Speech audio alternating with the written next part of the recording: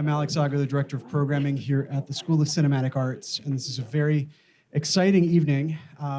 Tonight we're partnering up with the USC Viterbi School of Engineering.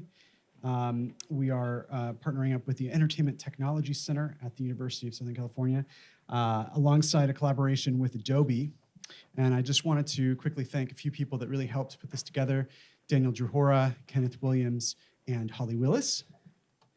Not to mention our panelists, but I want to just sort of welcome them a little bit more specifically. The evening is going to start with some presentations, and then we'll have a couple of screenings, and then we'll start the panel discussion. So we're going to have Eve Bergquist, who is going to discuss the foundational principles behind the technology, such as what is AI, what is generative AI, and how do technologies like ChatGPT work.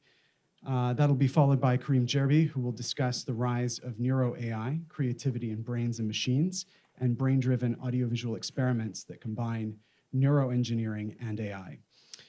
These presentations will be followed by a live demo of brain-driven modulation of audiovisual landscapes, and then a screening of Critters, the first film with visuals generated entirely by OpenAI DALL-E. So we're going to get started, and then I'll invite the panelists and introduce them one by one as we switch over to that part of the night. But let's start by welcoming Eve Bergquist, who will give the first presentation. It's a pleasure to be here. I was raised by a single mom on film sets, so this place is really magical for me. Cinema is really magical for me, and it's a serious honor to be here talking to you about this in the world's best cinema school. The Entertainment Technology Center is a think tank and research center, part of the School of Cinematic Arts. We're funded by all the Hollywood studios, so we have a lot of relationships with Hollywood as well as big technology companies, and we do a lot of cool things, like we help them, look around corners and understand technologies like AI. And for the past, been doing this for 7 years. The past 6.5 years were a lot harder than the past 6 months. So I wanted to start, kind of zoom out a little bit. The past, 30 years there's been one macro trend. And the macro trend has been everything has become computable, right? Information used to be the monopoly of institutions. The internet has made information computable and put it in the hands of everybody. Social relations used to be the monopoly of institutions. Facebook and MySpace and Instagram and all the social networks have made social relations computable. They have put the tools of mass disruption of society in the hands of all of us, for better or for worse, right? It's great. It's democratizing all of this. It's also creating a lot of challenges, and I really want everybody to sort of keep that in the back of their heads as we discuss the consequences of generative AI. Blockchain is making contracts and money computable. The generative AI models are making content computable. And there's a great science fiction writer called Charles Stross, wrote a magnificent book called Accelerando. And in that book, he outlined a future where companies, organizations would be just AI agents trading automatically with one another. I think this is really definitely where we're going. Ray Kurzweil wrote a really incredible book in 2006 called The Singularity is Near, where he predicted all of this. And I'm not going to tell you the ultimate prediction that he makes. It's kind of scary, but I highly encourage you to check it out. So I wanted to kind of zoom out before we start talking about generative AI and talk about intelligence, machine intelligence versus human. I'll start by saying this. The media industry manufactures and distributes brain states. It is a neuroscience industry. It is a neuroscience with not a single neuroscientist except Kareem. And so this is how kind of we think about narratives, right? Stories are the most important objects in human civilization. They drive all of our mental representations. They drive all of our decisions. There are no research centers outside of ETC that are looking scientifically from a neuroscience standpoint and an AI standpoint that are analyzing narrative from a neuroscience standpoint and an AI standpoint. We're literally the only research center in the world to do that, and we've done some really cool things. And you can go on our website, or you can connect with me. I can tell you more. It's useful to try to define intelligence because it really tells us a lot about what AI is and what AI isn't, and what machine learning is and what machine learning isn't. So in intelligence, which was defined, the best definition of intelligence was in Shane Legg's PhD thesis, 2008. You can read it, it's open source. It's the design of optimized behavior of agents in unknown computable environments. There's about 50 different definitions. That's the best one. So there are 4 processes in intelligence, human intelligence, some of which are performed by machines today better than humans, most of which are not. First layer, as you can see at the top, is the perception, right? How we perceive the world. How we perceive the world, how we index it, how we build maps of it. The second layer is what I call the understanding layer. So the first layer is the perception layer, the second layer is the understanding layer. This is a very, very, very important layer, and it is something that very few AI teams and AI experts really pay attention to, and it is the most important layer, because it is a layer that maps low-level data, visual data, text data, auditive data, into symbols. That's the layer that really allows us to take bits and pieces of things and makes objects with these things and reason about objects and create symbols about these things. It's called knowledge representation. This is something that machines do horribly. ChatGPT can write a poem about apples, does not really know what an apple is. ChatGPT does not know the difference between I love my wife, I love my kids, and I love hamburgers. So the understanding layer is really, really important. The way computer scientists and large organizations like Google go about creating some knowledge representation and understanding in their machine learning models is by building what's called knowledge graphs. And knowledge graphs is just a map of the world as we know it, right? So it's like, this is part of that. A quarterback is, a player in a football team, and you have NFL and stuff like that, right? So this is part of that, and that is part of that, and those are sort of hand drawn. They're hand coded, and the reason I say this is because this is an area of AI that is not machine learning, that is really important, and is the difference between machine learning models being super dumb at scale and machine learning models being intelligent. And ChatGPT uses knowledge graphs. Google search uses knowledge graphs. It is the sort of the hidden part of AI that nobody really talks about, that in my view is the most important thing. The third layer is the learning layer. Basically, learning from training data. We do that all the time. Machines do it better than us. This is what's called machine learning. Machine learning and AI are often used interchangeably. They are not the same thing. An orange and the color orange are not the same thing. One is the property of the other. Machine learning is a critical piece of artificial intelligence. It is not artificial intelligence. And unfortunately, about 90% of what you read and hear about AI is just garbage. So I thought I would just kind of like start being a little professor and sort of kind of put everything back together a little bit. Okay, so first layer, machines do it pretty well, but it just needs a lot of the data needs to be clean, and it's just very messy. Second layer, machines do it horribly. We have to feed them literally hand-drawn map of the world for them to understand the world that we live in. Third layer, they do it really well, as long as the data is clean, the data is labeled. The fourth layer is what we call the abstraction and reasoning layer. So there's 2 things that machines do very badly. One is to understand context. 2 is to abstract. So it's kind of like vertical, horizontal, right? So horizontal is the context. Vertical is abstraction is the process of taking low-level data like text or images and build them into concepts within concepts, right? And this is something we do really, really well, right?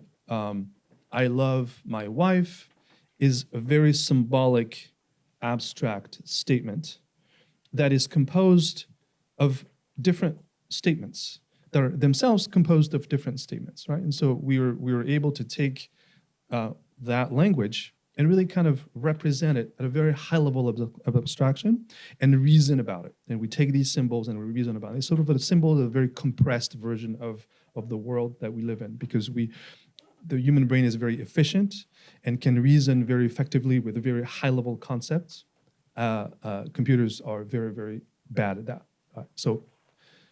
And I'll talk about context in a little bit. The really, really big innovation in transformers and large language models is their ability to understand large context, but they're still not able to abstract and create symbolic representations, which is something we do really, really well. Okay, so generative AI models. So I'm going to simplify to the extreme. So if there's experts here, I really apologize. ChatGPT is a large language model built on a transformer.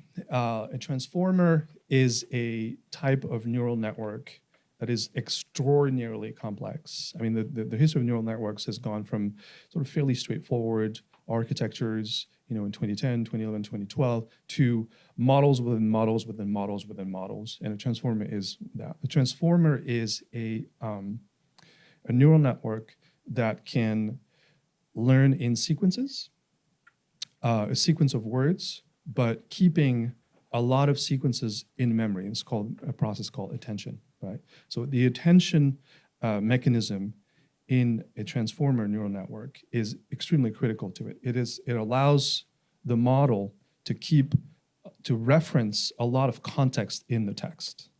Like, transformers are the newer generation of what used to be called recurrent neural nets. And recurrent neural nets were neural nets that could learn sequence of data, right? So time series data or text data, but they didn't have the attention to be able to write a block or pages of text that would self-reference itself over multiple pages, right? So if you think about it this way, ChatGPT is basically a super fancy autocomplete that can predict the next sequence of words, we call them tokens. But the attention mechanism in the transformer allows it to hold a lot of context in memory. So it's really able to write long sequences of texts that are extremely coherent, that are generally average and boring. It cannot write a story.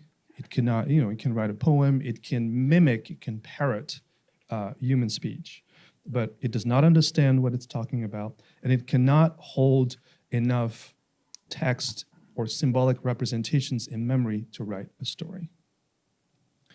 The second category of generative AI models are called diffusion models. Diffusion models are generative AI models that work with visual data.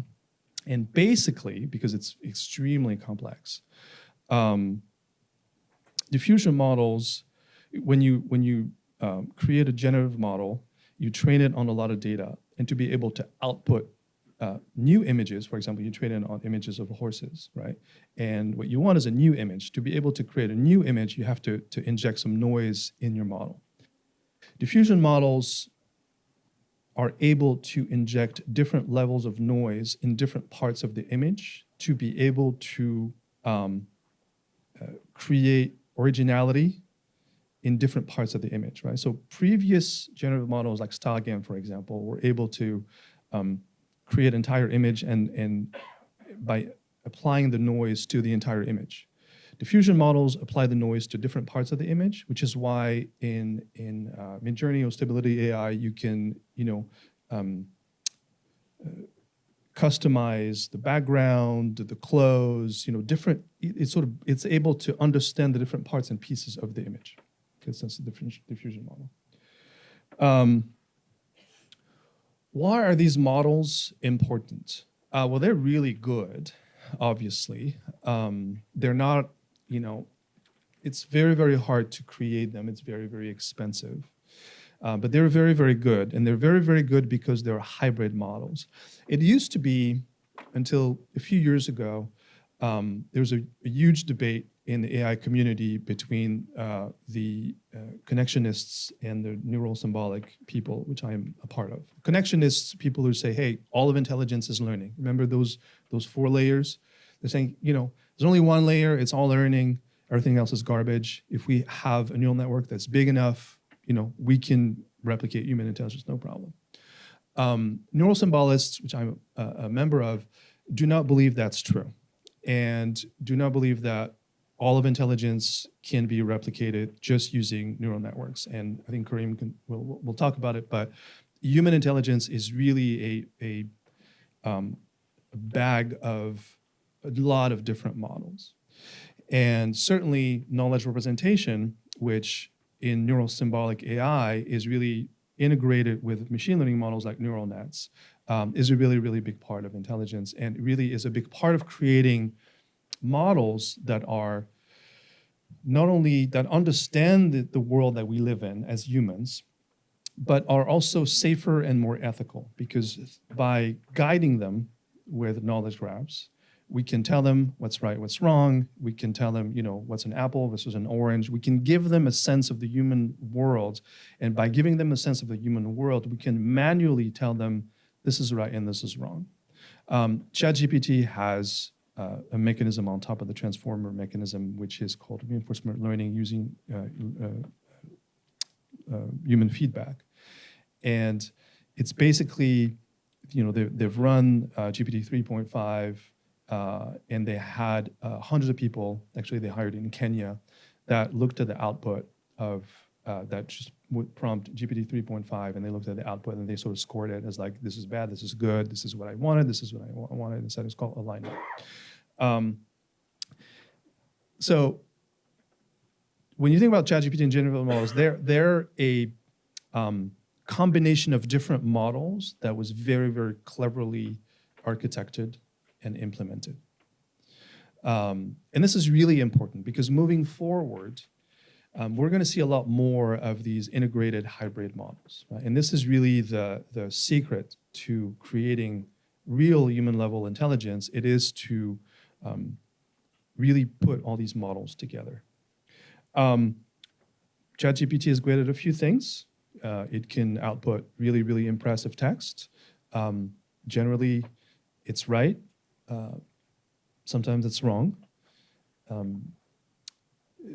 It's really, really good at, since it's trained on the large corpus of data, it is essentially going to predict the next word based on context, but also based on sort of the average context, right? So if you train it on the Bible and you give it a prompt or a word that appears in the Bible, it is going to give you a Bible-like answer, right?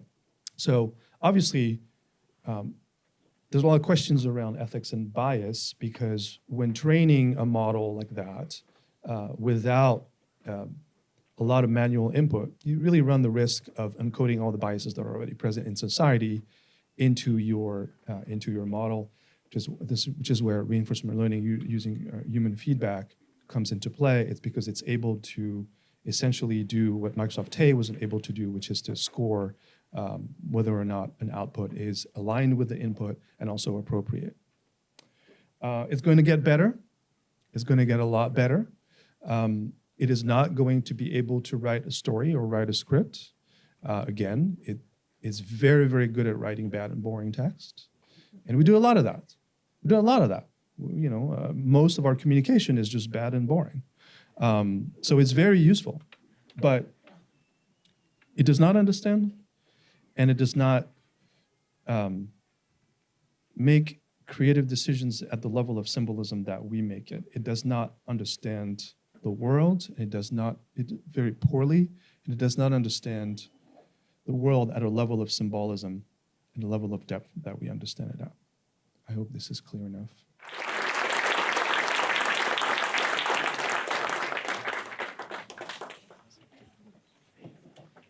Eva, I want to ask, how good is ChatGPT at writing cinema and media studies research papers? There has been some interestingly worded film criticism that we've seen coming in. So I just really wanted to also apologize, Eve, for not giving your proper title at the start. So Eve is, of course, the director of the AI and Blockchain and Media Project at the USC Entertainment Technology Center. I'm going to now turn it over to Kareem Jerby, who is a visiting scholar at the Brain Imaging Group at USC's Ming Xie Institute, which is a Department of Electrical Engineering at the USC Viterbi School. And his presentation will then lead into our first demo with his team from the Department of Electrical Engineering. Okay. So the title of my presentation is going to be Creativity in Brains and Machines. I'm delighted to be here. I'm really looking forward to the discussion that will follow also afterwards. And also very happy to see so many people turn out to this event. I'd just like to start with a land acknowledgement. I acknowledge that the land on which we gather is the traditional, ancestral, and unceded territory of the Gabrieliano Tongva peoples, and I recognize that these people were forcibly removed from their homelands. And over the last couple of months, and every public opportunity that I get to talk, I also like to express strong solidarity with the brave women of Iran, support for the defiant protesters, including fellow academics and students in and outside Iran, I think is very important in these times.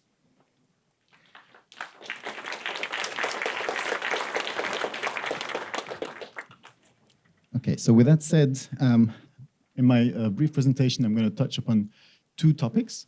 The first one is the rise of neuro AI, which I'll go through very briefly, and then I'll talk a bit about creativity in brains and machines. So for the first topic, clearly the actual, even just talking about artificial intelligence implies that the idea is to get inspiration from the brain. We're trying to mimic what the brain does and build machines that can behave and think like brains do. So that's inspiration going from brains to AI, and this is what we call also brain-inspired AI.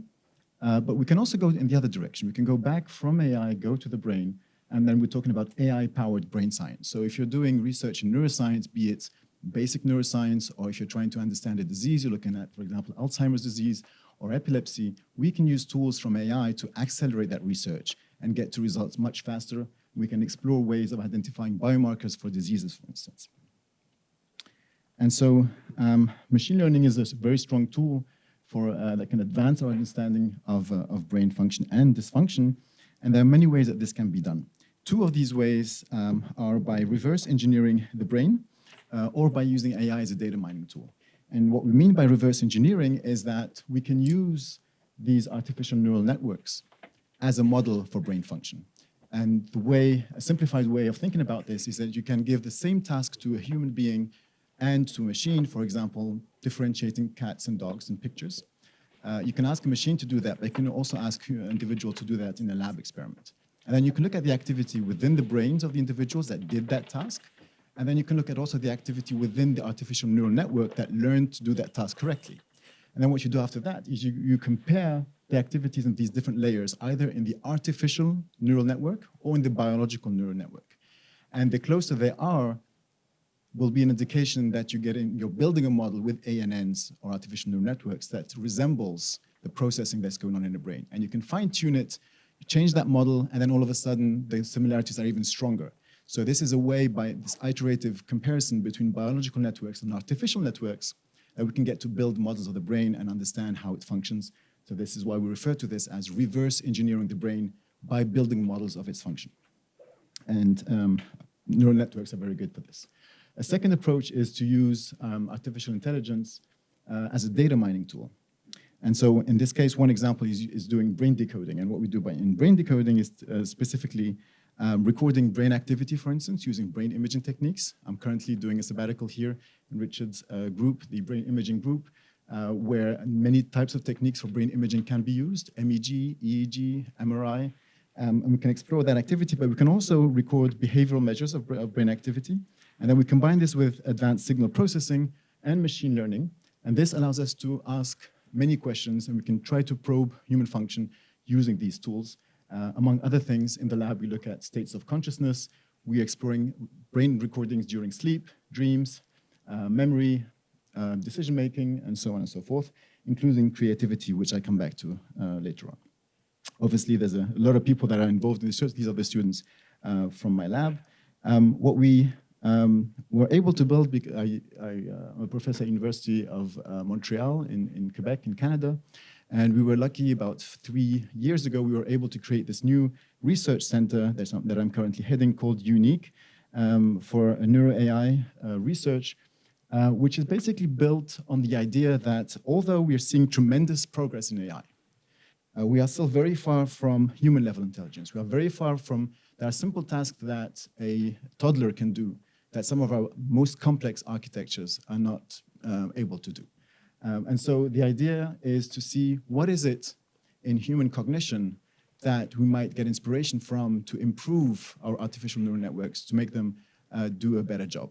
One example of something that our machines are really bad at, and humans, including children and babies, are really good at, is generalizing from one task to another. So you'd learn one task on a day, or for example, a toddler will learn to use a little hammer to do something. The next day, we'll use that same hammer to solve another problem, right? It will directly do what we call a zero-shot learning. There's no need to see different contexts for that generalization to happen. That is something that many of our artificial neural networks still struggle with. So the idea of this research is to combine neuroscience and AI, from neuroscience to AI, from AI to neuroscience, but also what is emerging from this is a new research field, which we refer to as neuro AI, where basically we're bringing these two, let's say, fields together, where we have AI researchers and neuroscience researchers come together. So we currently have about 60 researchers from both fields across 8 academic institutions for our research center. Now, this is maybe a question to all of you. I'm wondering, maybe if you could just raise your hand if you would say yes to that question. Are you worried about the power of AI as we know it today? Just raise your hand. Okay. That's probably something like 41%. And so if you're worried about current AI, I would say just wait until you see AGI. And what is AGI? AGI is basically artificial general intelligence. With AGI, the idea is that the machine intelligence will allow for comprehension, learning, and will allow us to perform intellectual tasks, much like humans. And what the expectation is from AGI is that it will emulate human mind and behavior to solve any kind of complex problem. Exactly what we were talking about before, the fact that we'll go beyond the limitations of just learning one task and being very good at that task. We'll be able to do many tasks, but also understand the concept of a task. If you're asking for an information, you will probably have an idea of why you're asking for that information, and might even give you another information that is more important to know. So there are many paths towards achieving AGI. I won't have time to talk about those today.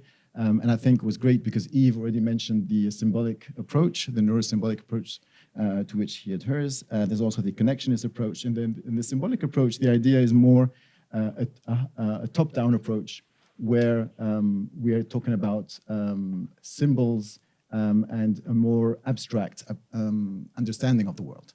Whereas the connectionist approach is really much based on the idea that if you're training neural networks that resemble the brain's networks, you make them more and more complex.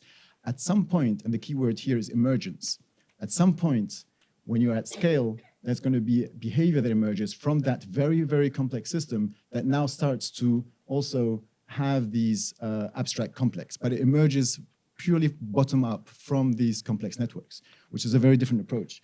And like in many fields, there are smart people that think probably a hybrid approach is going to be what's going to be good. And I think I heard something of this in Eve's comments earlier, and we probably need both.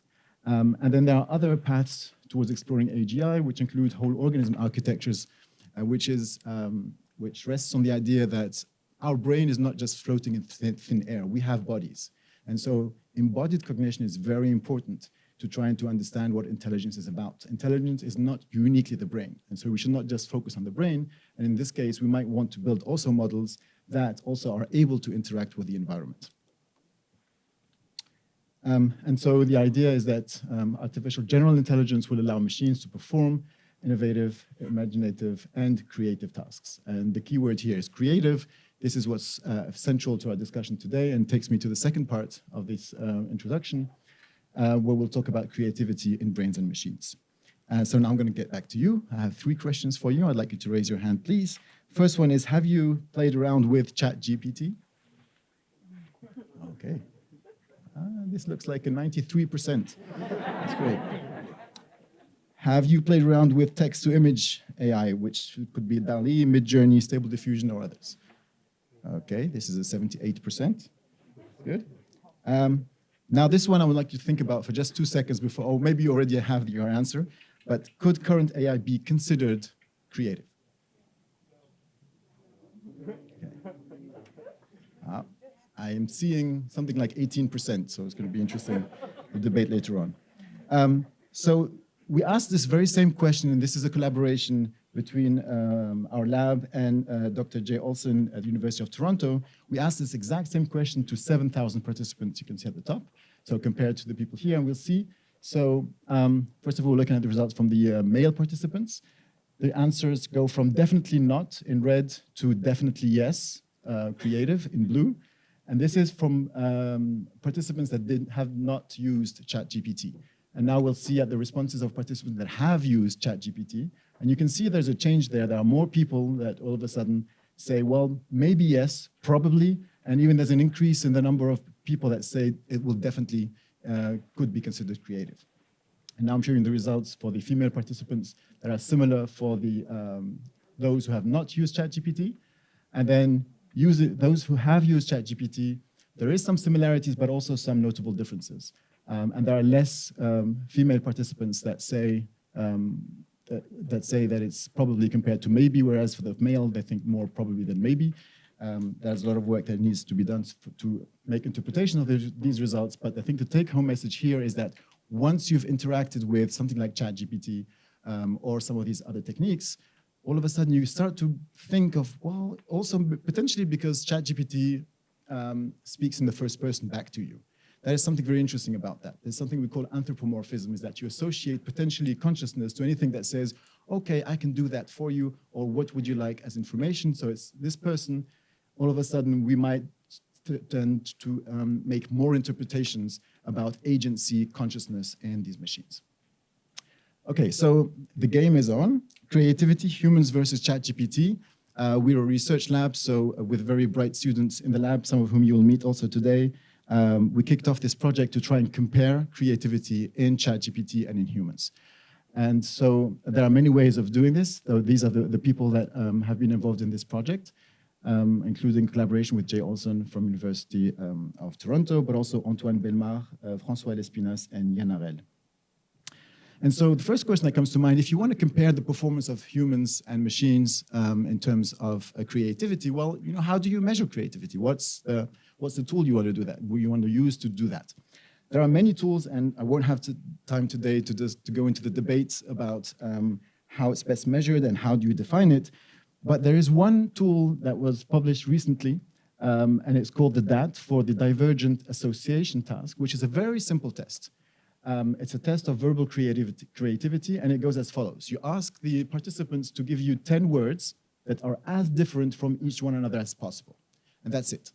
Based on this, you compute the semantic distances between all those words, and you take an average of those, and it has been shown that just computing that correlates very nicely with way more complex tests for creativity. So this is a way to explore the creative process, in particular for verbal creativity. And so the nice thing about this from our perspective is a test like this is great because you can also administer this to a machine. There are other tests when you're going to ask more complex questions or self-reports. It's way more complicated to do with a machine. But just asking a machine like ChatGPT to give you 10 words that are as different as possible from one another, that's very easy to do. And of course, you'll need to do it over and over again to do this in a scientifically rigorous manner. And that's exactly what was done. And so we compared several models. I won't have time to discuss all of them today. We took ChatGPT, which is the 3.5 GPT, GPT 4.0, and one, the name of which I love. My students always find this very funny. Claude was also developed by Anthropic. There's Pythia and there's Stability AI models. And so now I'm going to show you the results. I would love to talk more about the methods, but this is a very brief introduction, so I'm just going to go straight to the results. So on the y-axis, that's going to be the creativity score. Okay. So the first result is for humans, and this is I feel silly saying the numbers, but it's actually really 750,000 individuals that we collected data from in collaboration with Jay in Toronto. And so I think I showed you the website on the page just before. You can go also do that test. Maybe we're just going to go up again to show you that here. This in red here is thatcreativity.com. So if you're interested, please do go there, and it's a very quick test, and there are also other questions you can do. It very interesting. And so based on this, as I said, this is the scores for humans. Now the score for Claude, you can see it's not as good as, but it's pretty close. The score for GPT-3, we get even closer. And now,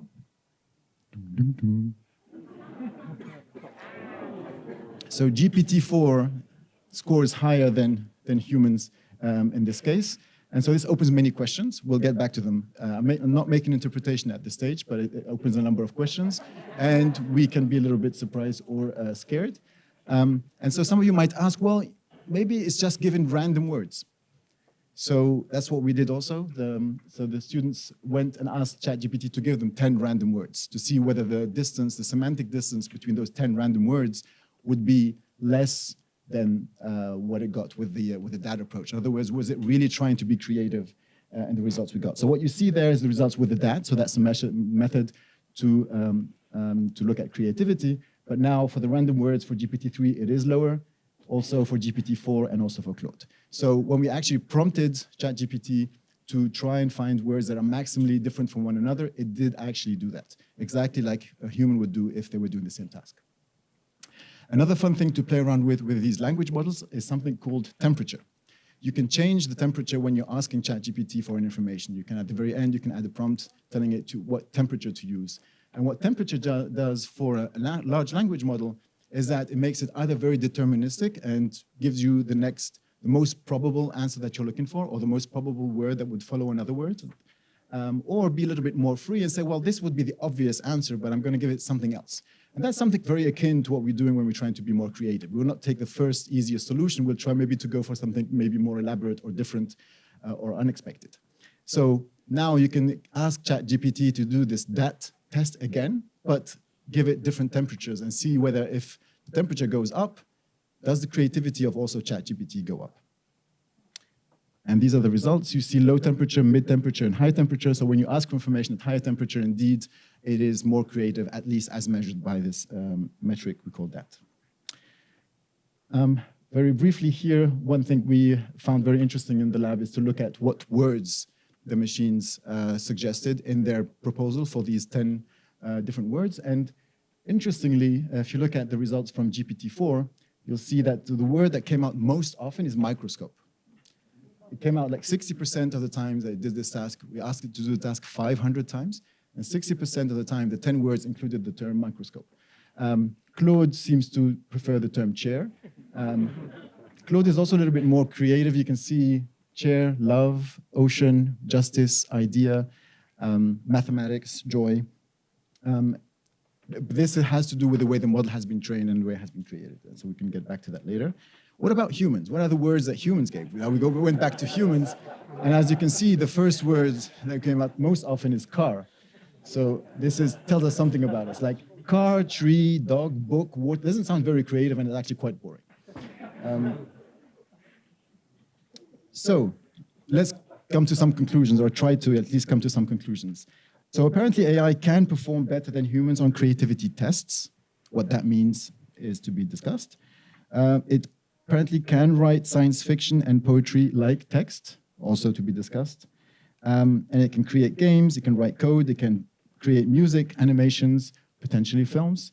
But there's always one question that still remains. And I'm sure this is a question that you're all thinking about, and it's this one. Is AI creative, though?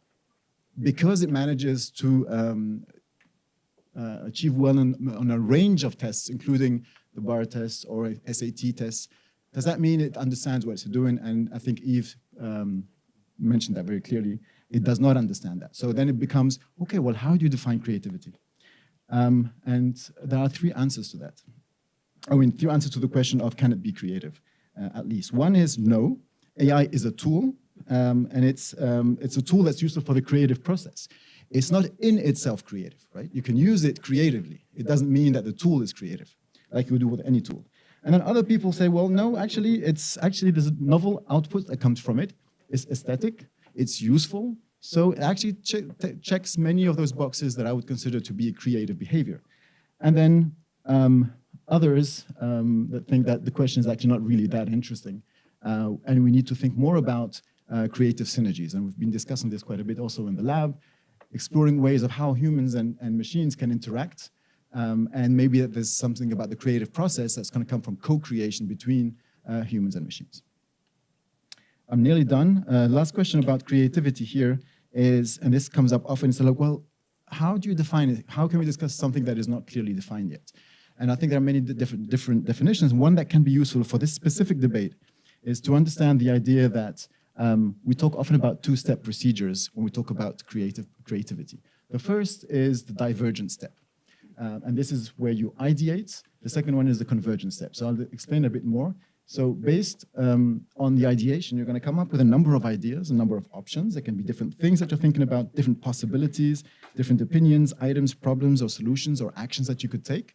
So there's a diversity, and the nice thing about this that it is non-judgmental. So in that process, you're going to have a free process of imagination and having all these ideas come up and maybe try them out and explore them. But you're not dedicated, you're not committed to any one single one of them. But then in the second step, and that's the convergent step, and that's for some of us, that's maybe less fun than the first one. The first one is free and enjoyable. The other one is where you actually really need to turn it into something that you can deliver. That is a process that includes judgment, it's disciplined, it uses intellect, top-down processing, and the quality is important, not the quantity as in the first step. And the reason I'm showing you this is that our discussions about how can, for example, tools like ChatGPT be useful, probably if you think about the first part, the ideation, you can see maybe how having a tool like that will increase the number of options of possibilities. But it doesn't interfere much with the second, where you will still need at some point someone is going to be responsible for choosing among the different options, fine-tuning the options, making them align with other concepts and requirements of the project. Okay, so I'm going to finish now with just showing you a couple of examples, illustrative examples, and I'm also going to ask some of the students if they can already come here to start setting up for the demo afterwards. Yeah, the first example I wanted to show you of using generative AI in this context here in a narrative process. This is work by Antoine Bellemare, who's actually right here. And I tried it before, it was jittery, so I'm just going to switch to see if I can. Let's see if this works. So this is using stable diffusion. And Antoine also can tell you more about this later on. But I think this is quite trippy and amazing.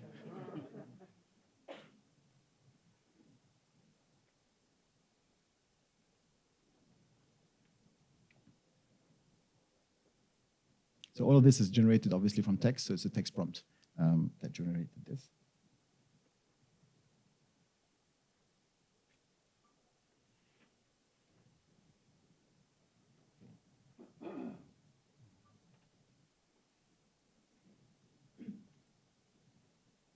And the second example I wanted to tell you about is a project in which two of the students in the lab, Antoine and Jan, who's also here, have been involved at the last 2 years.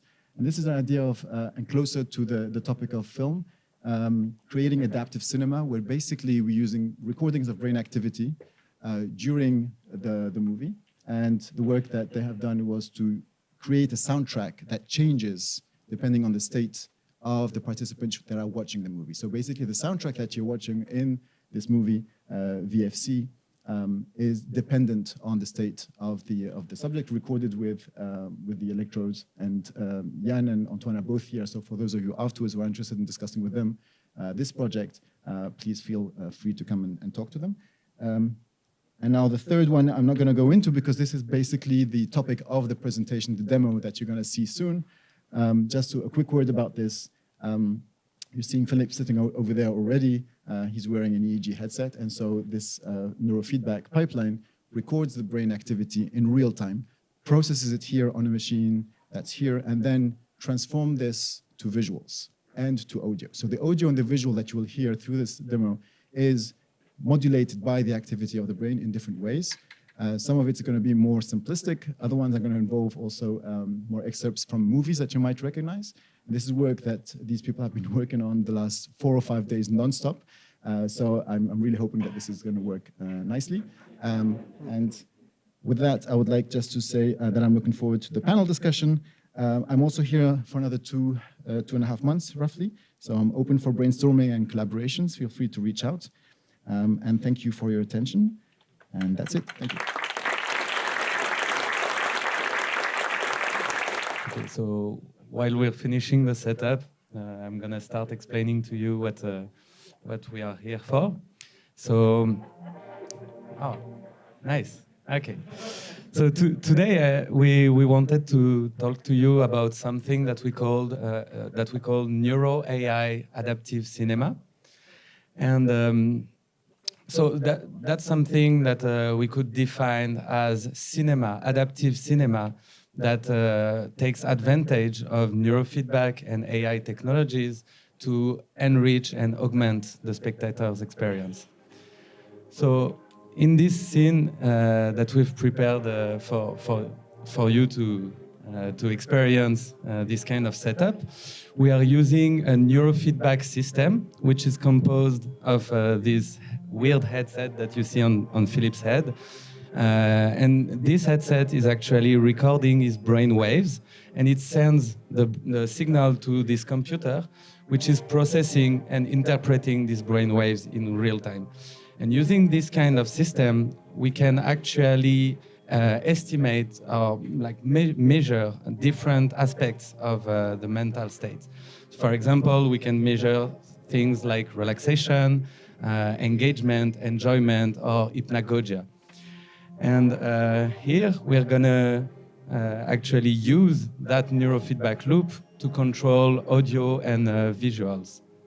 So you can go. So now you can try relaxing.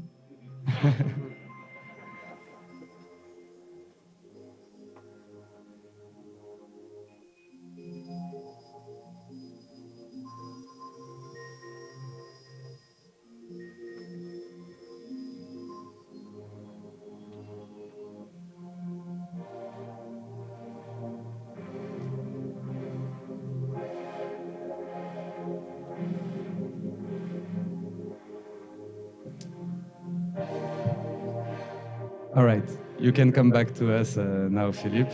It's a bit too noisy for me to talk at the same time. So as you've seen, the ball, well, when Philippe is relaxing, the ball tends to expand, and on the contrary, when he's in its resting state, the ball will reduce and stay round. But what we can do with these techniques is also to add many different layers of features on top of that in order to make the experience more aesthetically pleasing and more complex. So.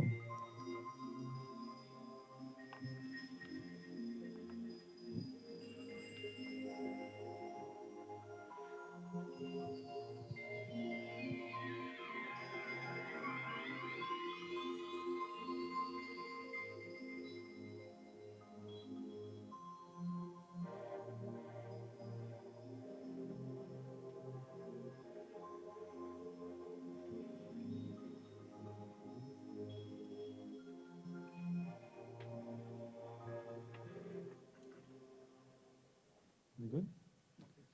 Okay, so what you saw just there, there was color, there was texture, there was still the ball behind. Every single one of these aspects was actually controlled by a different attribute of his cognitive state. But now you may ask, how can we use this type of techniques in cinema? Because in what you've seen, the visuals and audio were quite simple. Actually, it was like simple generative algorithms, but there's something missing in there to do cinema, and that's the narrative. That's how can we use this technique to tell a story. And in order to demonstrate how we can do that, we prepared a little scene. So we are using this excerpt of a classic movie, The Russian Ark, from Alexander Sokurov. And so basically, yeah, we're gonna take this excerpt and plug it into our neurofeedback system. So,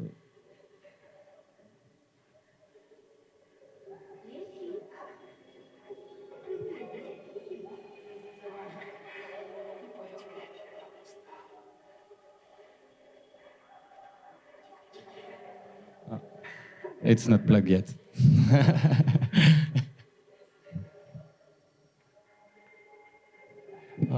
What are we missing? Oh, we have a nice fail. Great. Just give me 1 second. I love live.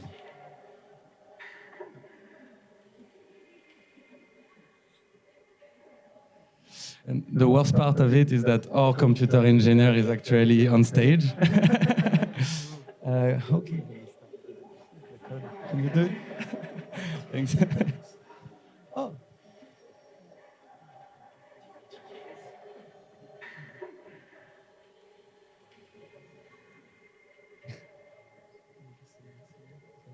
Okay. Okay. So.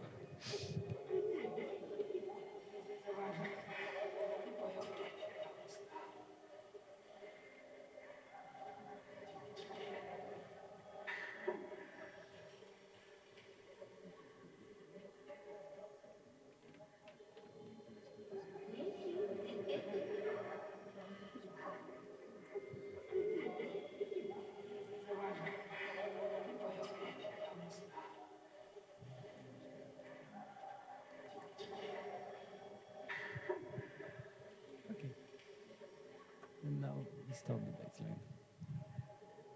Okay, so just a little technical issue, but it is solved now. And I will let you appreciate the scene.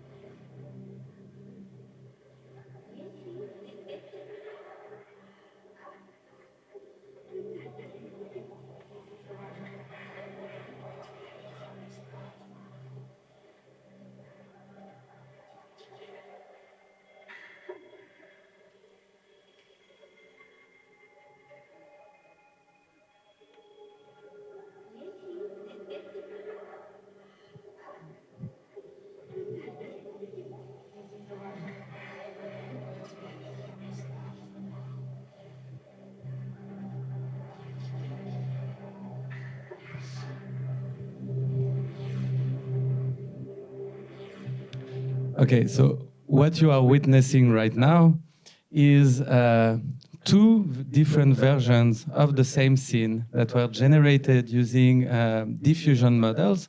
So the type of models Yves told you about just before.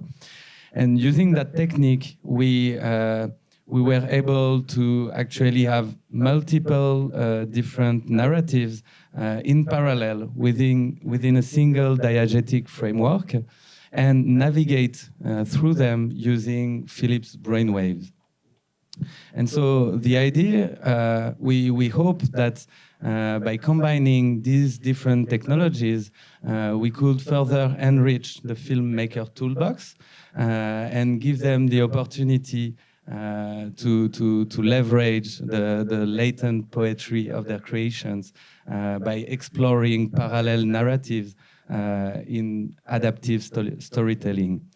And just to close the demo very quickly, we also prepared recently. We couldn't have enough of this, so we prepared another scene this time from David Lynch Twin Peaks. Because we really love that show, and we think it fits what we are trying to do there. So yeah, if you just give us a second, we will be able to.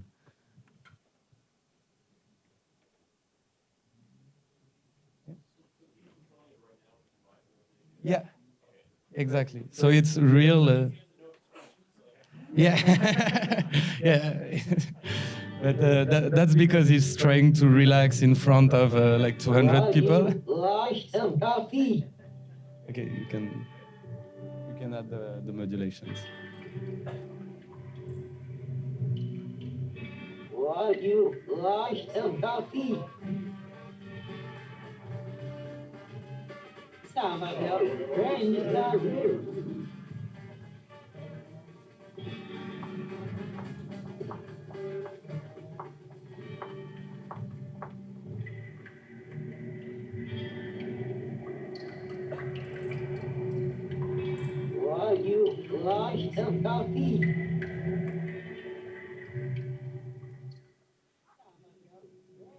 Okay, so I think that's it for us. Thank you very much for having us. Have a great time. I really pushed for them to include that clip, Marianne.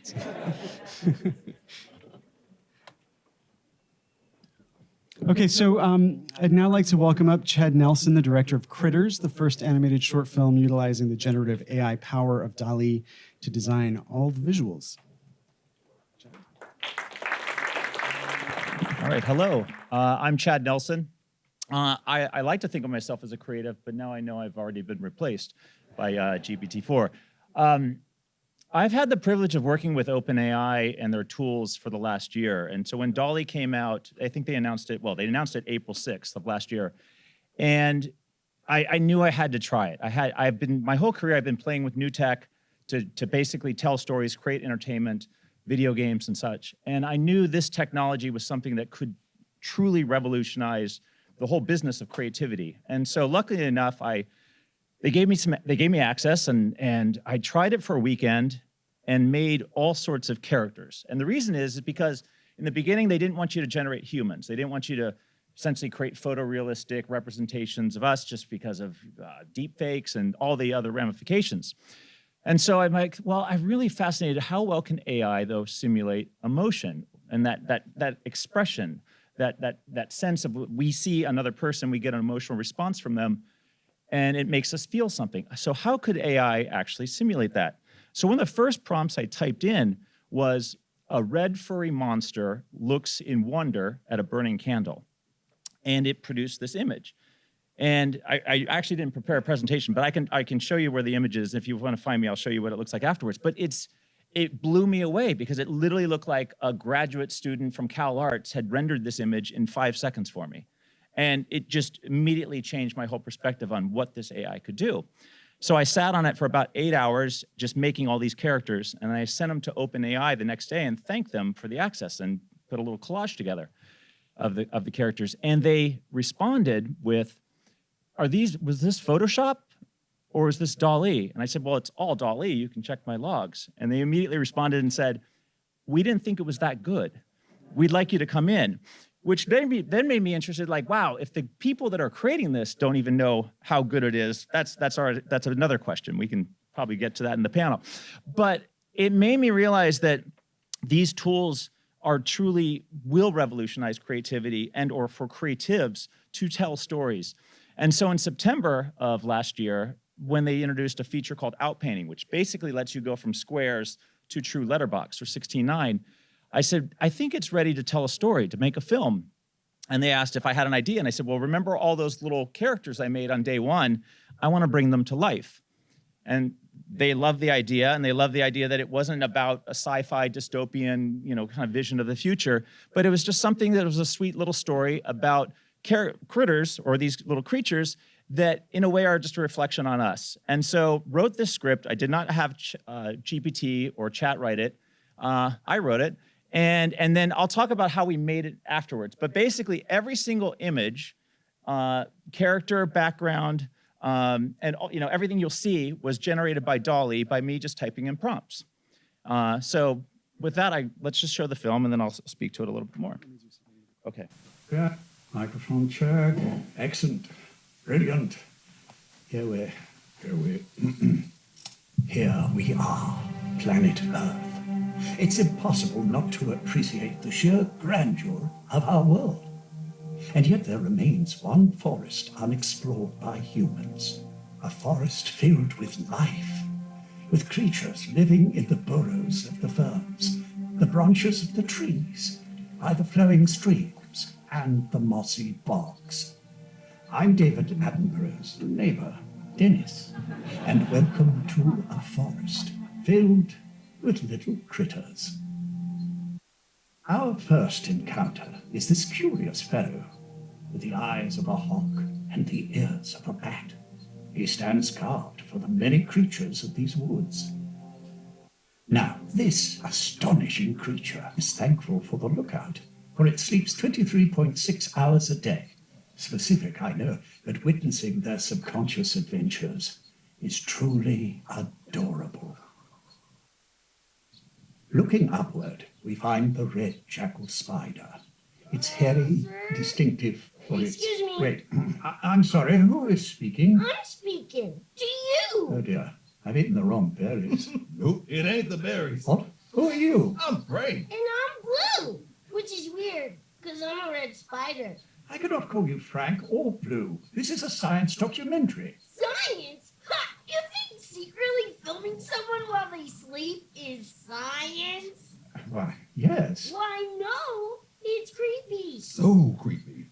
Listen, I can assure you I'm here as an award-winning documentarian, behest by His Majesty. Oh, so you're an English colonialist. No, we're not here to colonize. Right. Pretty soon you'll have us talking all dainty, drinking tea. Oh, And... not me. I prefer coffee. Yeah, me too. Me too. Ooh, we should do a coffee run. Yeah. Yeah, please, I just need you all to be mysterious little critters. What? Little? Ugh. My therapist warned me about people like you. You just love to label. Therapist? Yeah. What'd you say? He was the guardian of the woods? Yes. See, it's tough being a red spider. Mm-hmm. So many expectations. Oh, yeah. When you wouldn't understand. Look, I'm not saying I understand. Clearly, you don't understand anything.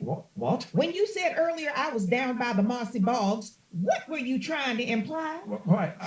I was... Like I'm some sort of hussy down by the docks trying to work a hustle? No, I wasn't trying to imply. For the record, I'm Miss Islington, the Executive Vice President and co-chair of the entire Forest Council. She Well, is. she ran unopposed, but... Please, I'm simply here to make a science program, and all you little critters... Oh, again with the little. Unbelievable. It's like he's trying to trademark us. If so, he better spell critters with a Z. Much cuter. Seems a little gimmicky. Oh, I like it. Oh, Ooh, that's good. maybe it does work. I told you. I can't have you wearing hats and paraphernalia. can we make lunch boxes? Ooh, with our pictures on it? No. Audiences expect the struggle of survival, the hunt. Can you at least let me film you eating? Ooh, I'm insect intolerant. Oh. I can't eat bugs. Can I eat your sound guy? Wait, what? Ow! No, everyone please stop talking. I don't know, sir. You seem to be harboring a lot of anger issues. What? You really should talk to my therapist. Yes, you should. Anger issues? I don't have anger issues. You got something issues. This is absurd. Explaining myself to you. Listen. I want about a clear Fill out and them any hands. 95 minutes. I don't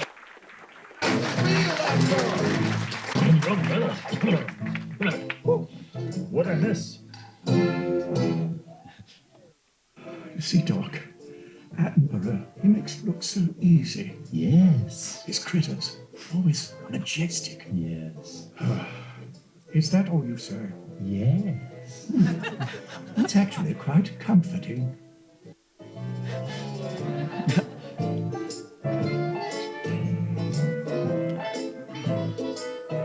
One more little scene.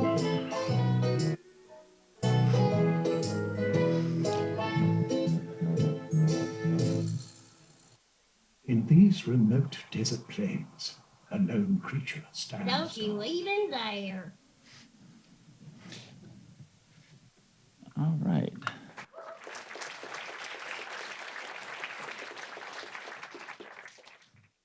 Yeah, so thank you.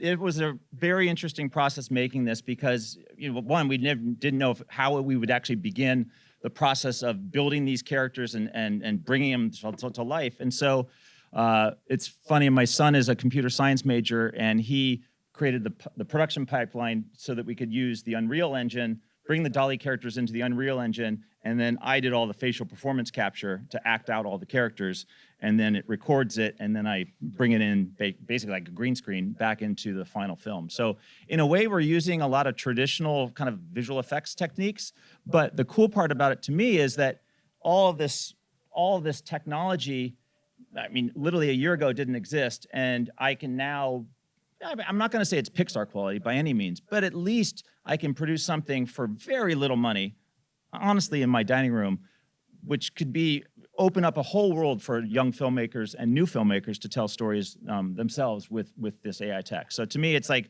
I think it's opening up creativity and unleashing new opportunities for students. So that's why I'm really thrilled to be able to show it here today. So thank you.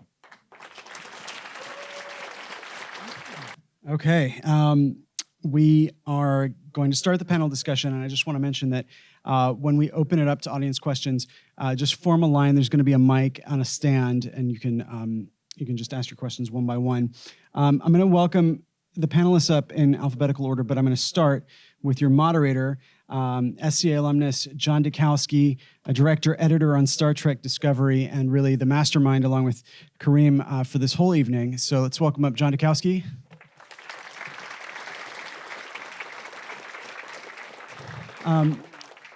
He'll be joined on stage.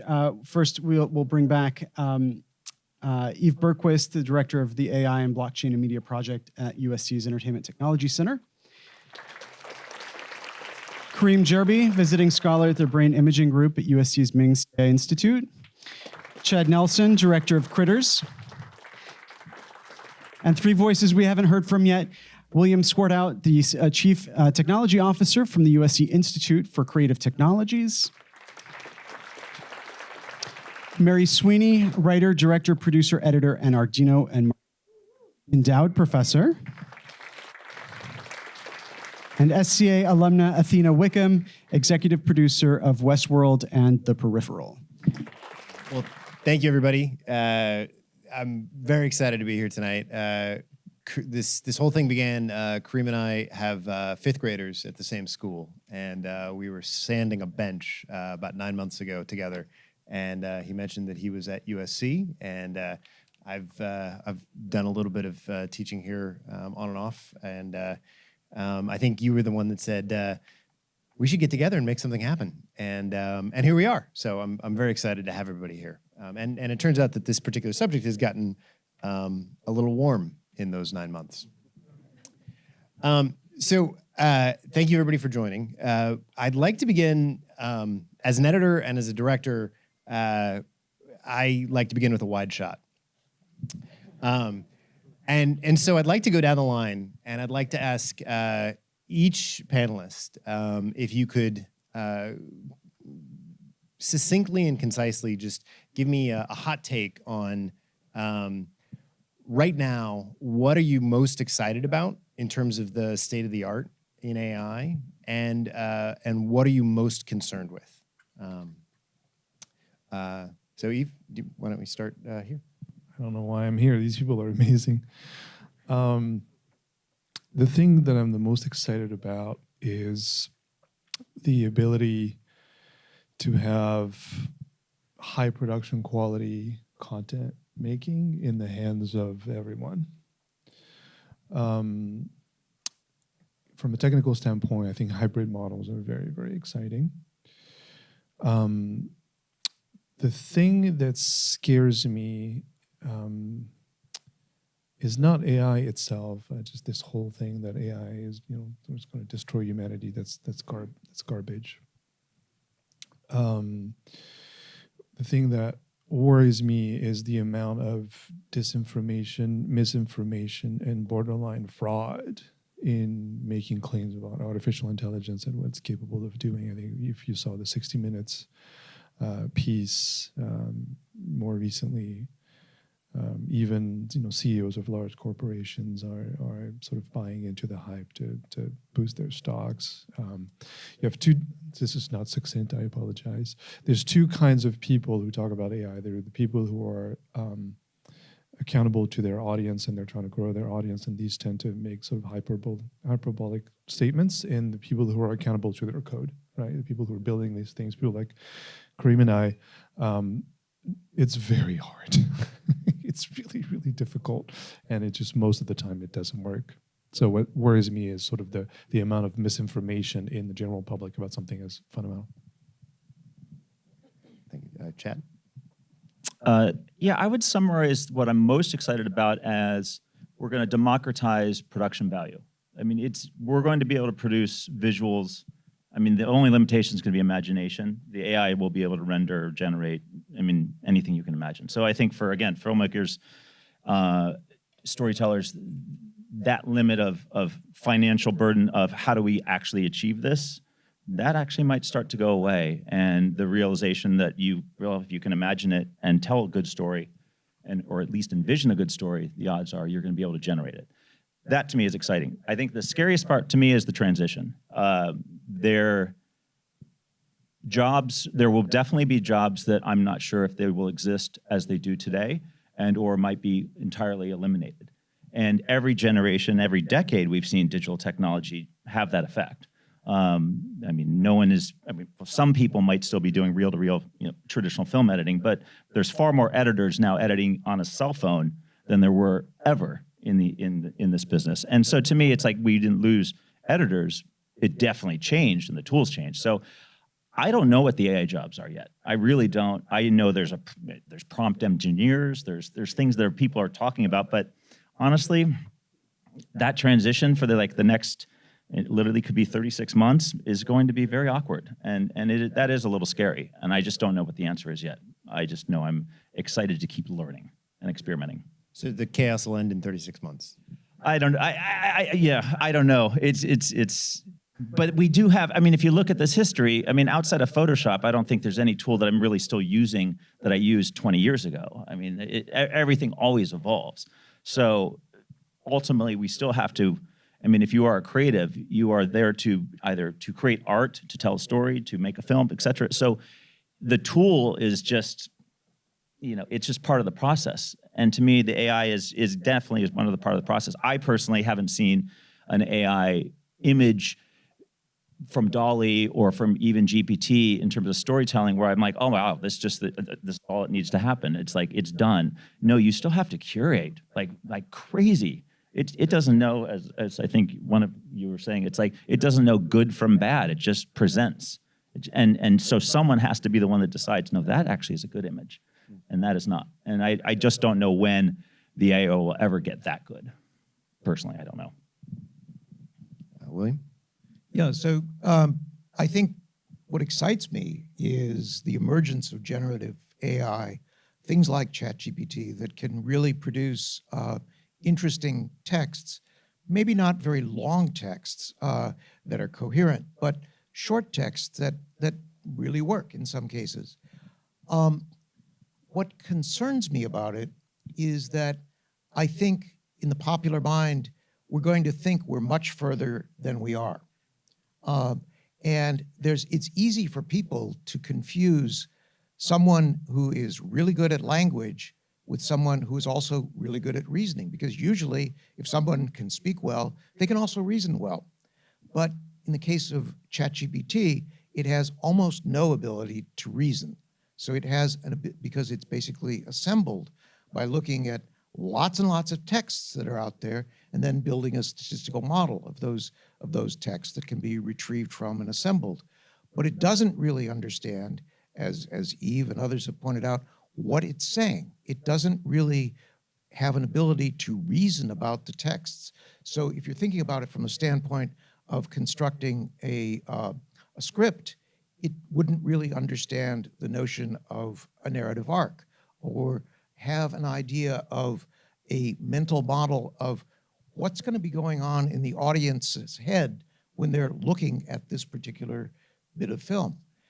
So there are some real limitations. I think, though, what we're going to see is sort of a move to what I would call authoring by editing, where people will produce an initial bit of text, then they will go in and edit it, perhaps ask ChatGPT or some other program to generate a new bit of text that they can merge in. But it's very much going to be a matter of synthesis of human capabilities and human knowledge and human understanding with the capabilities that things like ChatGPT afford. So, you might imagine using something like DALL-E to put together storyboards for a movie. But you're still going to have to create the arc through the connective tissue between the different elements of the storyboard. Mary, I'm curious. I'm curious about all of them, but I'm especially curious to hear what you've got to say. Yeah, oh God. I wouldn't say I'm excited at all. I mean, just that's not an emotion I have. I'm curious. I'm cautiously curious. I'm an artist. I'm a visual artist in addition to a filmmaker, and I'm always interested in the possibility of new tools. But in my own work, I'm actually going in the complete opposite direction, which is into artisanal, in-camera effects, because I feel like an audience physiologically reacts differently to in-camera effects than they do to digital effects. And that leads me to my concerns about this, not knowing anything about how much it really could replace us. I haven't gone down that road. I think that already our immersion, our complete adaptation towards learning things on devices and by mediation is really what's given rise to a lot of the anxiety and depression in our younger generation and an alienation from our sensory life. And I'm very concerned about this exacerbating that. Yep. Green. So what I was trying to think from my perspective, I'm excited about many things, I think, but from my perspective and the research we do, I think, and from my own experience, like interacting with this type of research and these questions is, I think by asking ourselves questions like, for example, can large language models become conscious? Can AI agent become conscious? Can it be creative? I think the mere fact that we're now asking these questions, what I find exciting is it's pushing us to reflect on, okay, but what does it mean to be conscious? What does it mean to be creative? And so I see that more like a mirror. So I think having to deal with this is actually pushing us into the uncomfortable zone or like trying to figure out, okay, wait a minute. I'm asking myself whether this ChatGPT is conscious, probably because I have no proof that anybody else is conscious, right? I have access to my own consciousness. I don't know, this is the typical philosophical zombies. I don't know whether other people feel or go through what I do.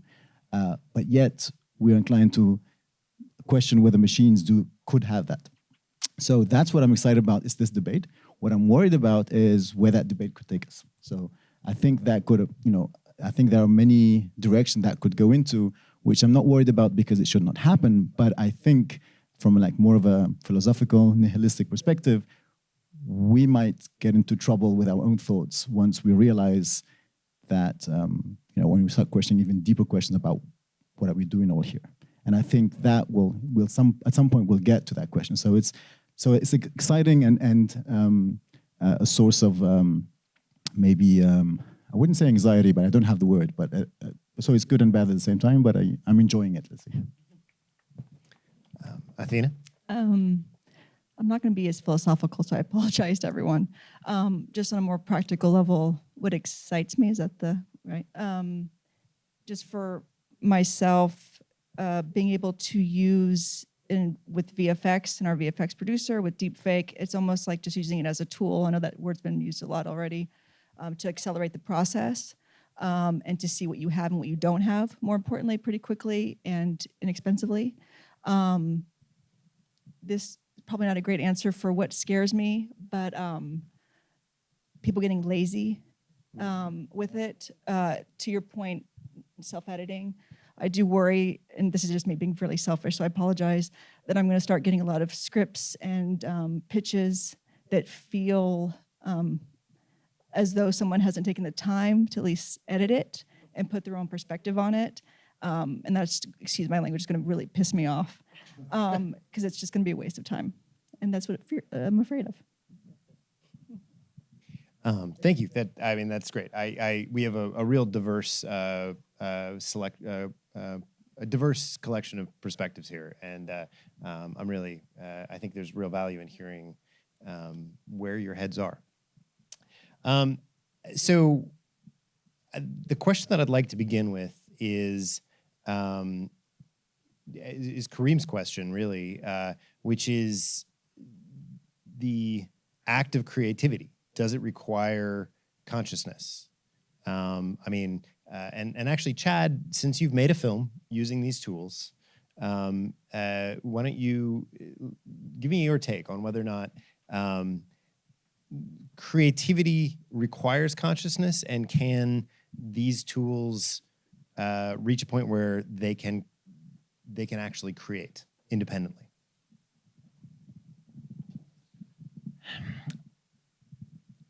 Well, as a creative, I think of myself as, well, I'm basically creating art, or at least I hope to. And you could say art or entertainment, but at the end of the day, it has to succeed at least in entertaining an audience, or it has to, force a person to ask questions, to respond to a piece.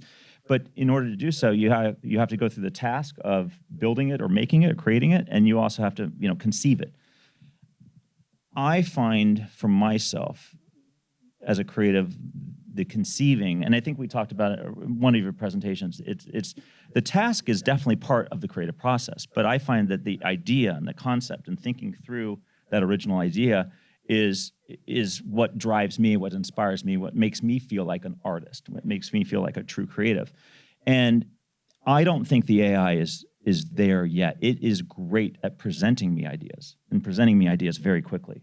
And it presents me ideas faster than I probably even had if I had a whole conceptual art team, 60 people in a Pixar, department that are producing art and filling walls. I mean, that's wonderful, but that's also very expensive. And these tools and that also means I might be getting new ideas from those individuals, which is awesome as well, because I think creativity also can be collaborative. But that said, if I'm a single artist or I'm a single creator and I'm trying to get my vision onto a page or onto a screen, I mean, these tools are incredibly powerful in order to let me do, essentially to wiretap my head and to effectively get it there. Consciousness, I don't know. I haven't taken that leap myself, and I'm certainly not a neuroscientist, and I'm certainly not a psychologist, and not to say like, oh, what is truly consciousness? I'm not going to debate that or even to describe or discuss that. But I will say, as a creative, my experience has been, I feel like some of these tools give me the illusion of superpowers. I don't necessarily think they teach me to fly or they've allowed me to fly, but they let me do things much faster than I've ever done it before.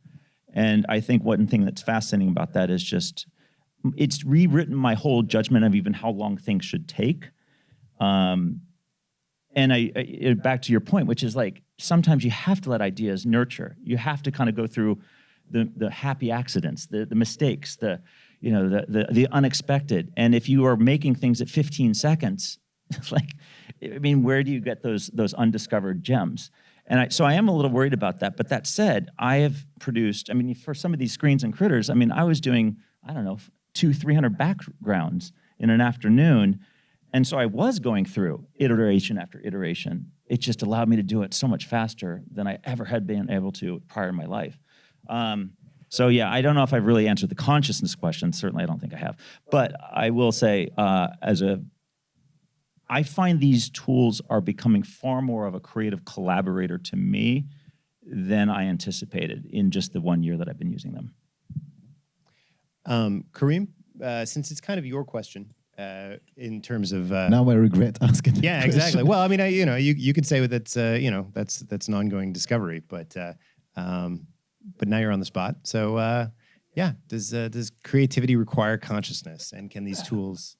So my hunch would be creativity requires agency, and I like when creativity, from my personal perspective, that it includes things like intention, a motivation, a reason why, and a goal towards something. And so current AI does not, in my opinion, for what I've seen, does not have these things yet. AGI, and whatever that means and what it would look like, might bring in other elements, and then we can ask this question again maybe. But so for now, I think the tools we have, and I agree with everything that has been said, they're amazing tools, allows you to save a lot of time, and also provides you with many ideas, many more ideas than you could get otherwise.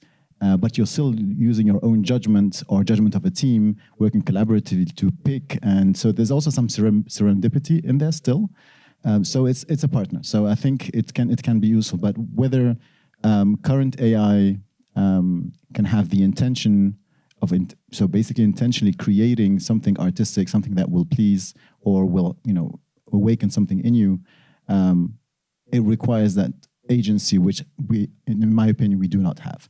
And we are quickly, easily fooled into believing they might have.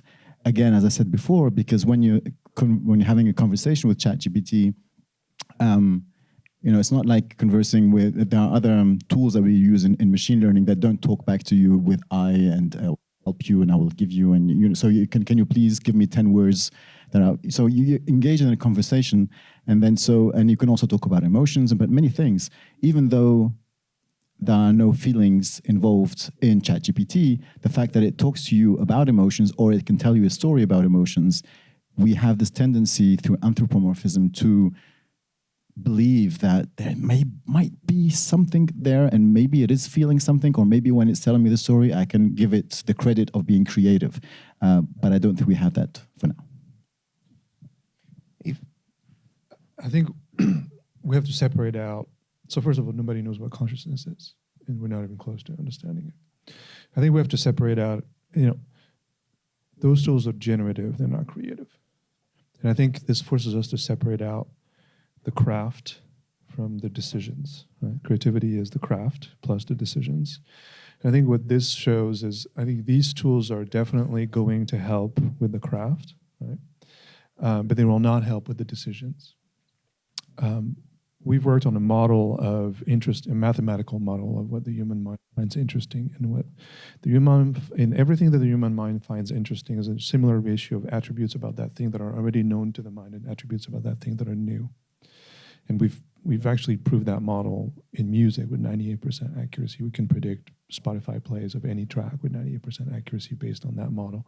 So the question that is really interesting to me is, so this is going to help with the craft, but it's not going to help with the decisions. Right? The decisions are driven by this model of interestingness. What the real question that I'm really interested in is, does abandoning the craft affect the quality of our creative decisions? In other words, does knowing the craft, does knowing how to craft an image participate in our better, higher level understanding of our voice and express this voice more uniquely? In other words, make better creative decisions, right? Picasso famously said, I painted like a master when I was a child. It took me, decades to paint like a child again. Right? Do the tools of the craft, this crafting an image, make you a better decision maker as a creative? That's my question. That's a good question. And actually, I think, Mary, I think that falls into your wheelhouse, which is, well, fair enough. With these powerful tools and these powerful technologies at hand in artists' hands. And Athena actually, I think, brought up a very good point, which is, are we looking at a remarkable crutch, a remarkable creative crutch, or are we looking at something that can expand our scope of contact and communication?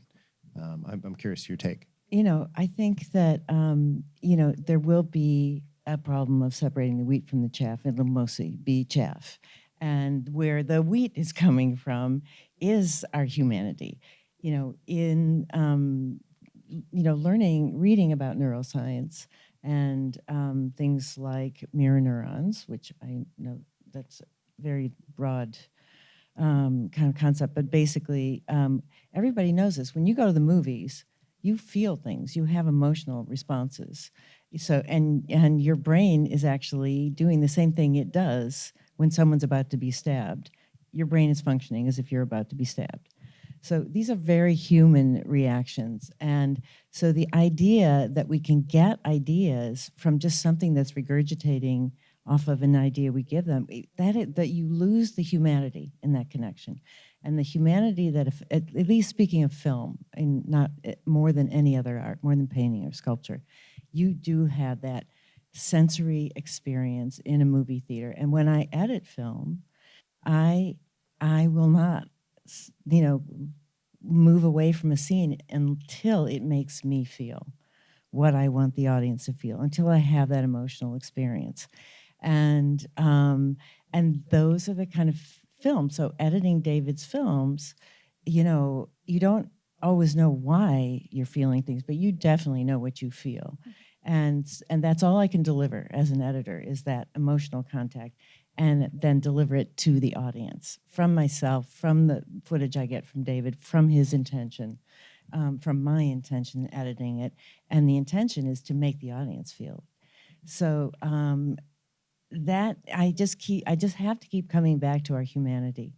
It's not I don't necessarily, and I'm reassured by the things that you've all said tonight about how stupid AI is and insensitive, and it can't go to that stage of understanding, because I just fear for our children if that were to happen. But I just I can see the excitement over new technology and new possibilities, but I feel, for example, I made the transition from film, I learned as a film editor. And on Lost Highway, we were considering doing it on Avid because I had already been cutting commercials with David on Avid. And it was the labs actually that weren't really comfortable with the negative process at that point, so we stuck with film. And I so loved it, particularly one of my artistic instincts in art is to double, triple layer, things and just create a real dreamscape, which with an Avid was so much easier than sending it and having them cut the original negative and send it back to me, and it didn't look anything. So obviously, I think there probably are things I can learn about AI that I think I would be exciting. But I just, I've made my point, I guess. Yeah. William, so one of the takeaways that I'm getting so far is that these are powerful tools. They're not smart yet. Remains to be seen how smart they're going to get. William, I have a question for you that I'd love to begin with, which is, so some of the AI models, and forgive my ignorant use of terminology, but some of the AI models and agents can write code. And so if you have AI that can write code and AI that can write code to theoretically make better AI, are we staring down the barrel of a slow but inexorable exponential curve here? And if so, will we see it? I mean, I guess that's kind of like and I'm just curious, like, what's your take on that hypothesis? So the good news is not yet. Basically, the way that something like ChatGPT produces code is very similar to the way that it will write, a press release, which is essentially it's got a language model. Now, the language model contains code. In this case, the attention models have been tuned so that it's looking at code rather than at natural language. And it is piecing together then a program that you ask for based on things that it's already seen. So the effect of that is it's like having a very prolific assistant programmer who is also a bit sloppy. And so the code, just like the texts that we read, contain bugs in them. The code includes bugs. And so this is not really, I don't think, the way where AI is going to start sort of looping on itself and becoming smarter and smarter and smarter and smarter. There are a lot of additional things that need to be in place in terms of its own model of itself and of the code that it's producing that you don't get from the kind of statistical models that are used in things like ChatGPT. That said, just like DALL-E can be great for producing artwork that you can use in something, programmers are finding that it's really useful in helping them write code for sort of standard sorts of things, where actually creating the code from scratch yourself requires you to remember how the algorithm works and all that. This can get you to that point much quicker, and then debugging a piece of code is a lot faster than writing it de novo. So in relation to writing code, you're saying is, again, it's an extension of a tool. It's and Eve, I saw you. Would you agree with that? I mean, is that your take as well? Yeah, I mean, it's the same for the same reasons that a ChatGPT cannot write a script, right? It's really good at sort of the low level basic things, and a lot of programmers do a lot of that. Experts do not agree yet on what artificial general intelligence would look like. What you're seeing now, DALL-E, ChatGPT, Midjourney, Stable Diffusion, are one class of methods, neural networks, pushed at its extreme, right? And it's hard to imagine what's next, right? There's a few ideas, but in other words, there's a huge chasm, technical chasm that we need to cross between where we are now, which is pretty far, to, true artificial intelligence. And certainly, so artificial general intelligence, just to remember, the operative word is general, right? So just like the human brain is one meta model made of multiple models that can do multiple things, learn a language, trade stocks, drive a car, drive a motorcycle. An AGI application is one application that can do many, many things at or above human level. We don't really know what that looks like. And so it's hard to, since models that we're seeing today are trained on human knowledge, that there's no human knowledge on what AGI would be like.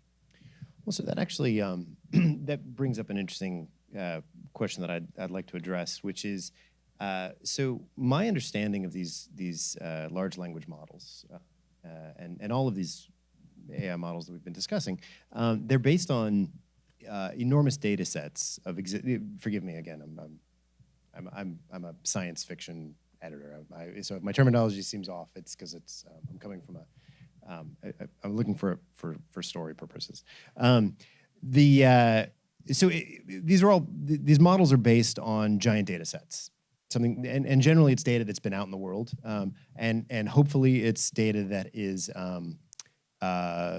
not copy protected, that there's not intellectual property that's being digested in order to make a better model. But it strikes me personally that there's two concerns that I have, that I see, I guess, is one, that the intellectual property and the intellectual property of the artists that have fed this model can be easily violated, which I know, for example, like Adobe's Firefly, that's one of the things that they really pride themselves on, is they're using material that's not infringing upon copyright, right? Whereas some of those other models do. And then the other issue is inherent bias. These models that they're creating, if it's being like, for example, if it's taking data from existing media. I was here as a film school student back a long time ago, and I remember my race, class, and gender in film and television, and the nature of media is that it's full of inherent bias. So if these models are built off of biased data, are the models themselves biased? And is there anything that we can do to mitigate that? Or is that are we basically building Frankensteins that are built off of broken parts? Does anyone want to jump in on that one? I realize I kind of went on a ramble there, but it's a question that's been keeping me up at night. So yes, their training sets are very opaque, and they're probably very biased. Again, the future belongs to people and models who are able to integrate these, semi-supervised models with knowledge, that are able to create sort of knowledge that exists, that can exist currently in the world of humans. That humans can kind of course correct the models. The concern is the opacity of the training data and the opacity of the models. And there's a push, which I think is very, very positive, towards more transparent models and more transparent data sets where people developing machine learning models are hyper aware of the training set, and they're hyper aware of the models, and they build models that are transparent, readable, et cetera, explainable. I think we're going to see a lot of regulation come out against these opaque, non-transparent models. I think the regulators, especially in Europe first, will come out and say, hey, if you're putting out a model in the public domain that isn't explainable or transparent, we can't allow it. Right? And saying that's really what's gonna make a big difference. Kareem, I know you and I have had conversations on a similar subject. Is that the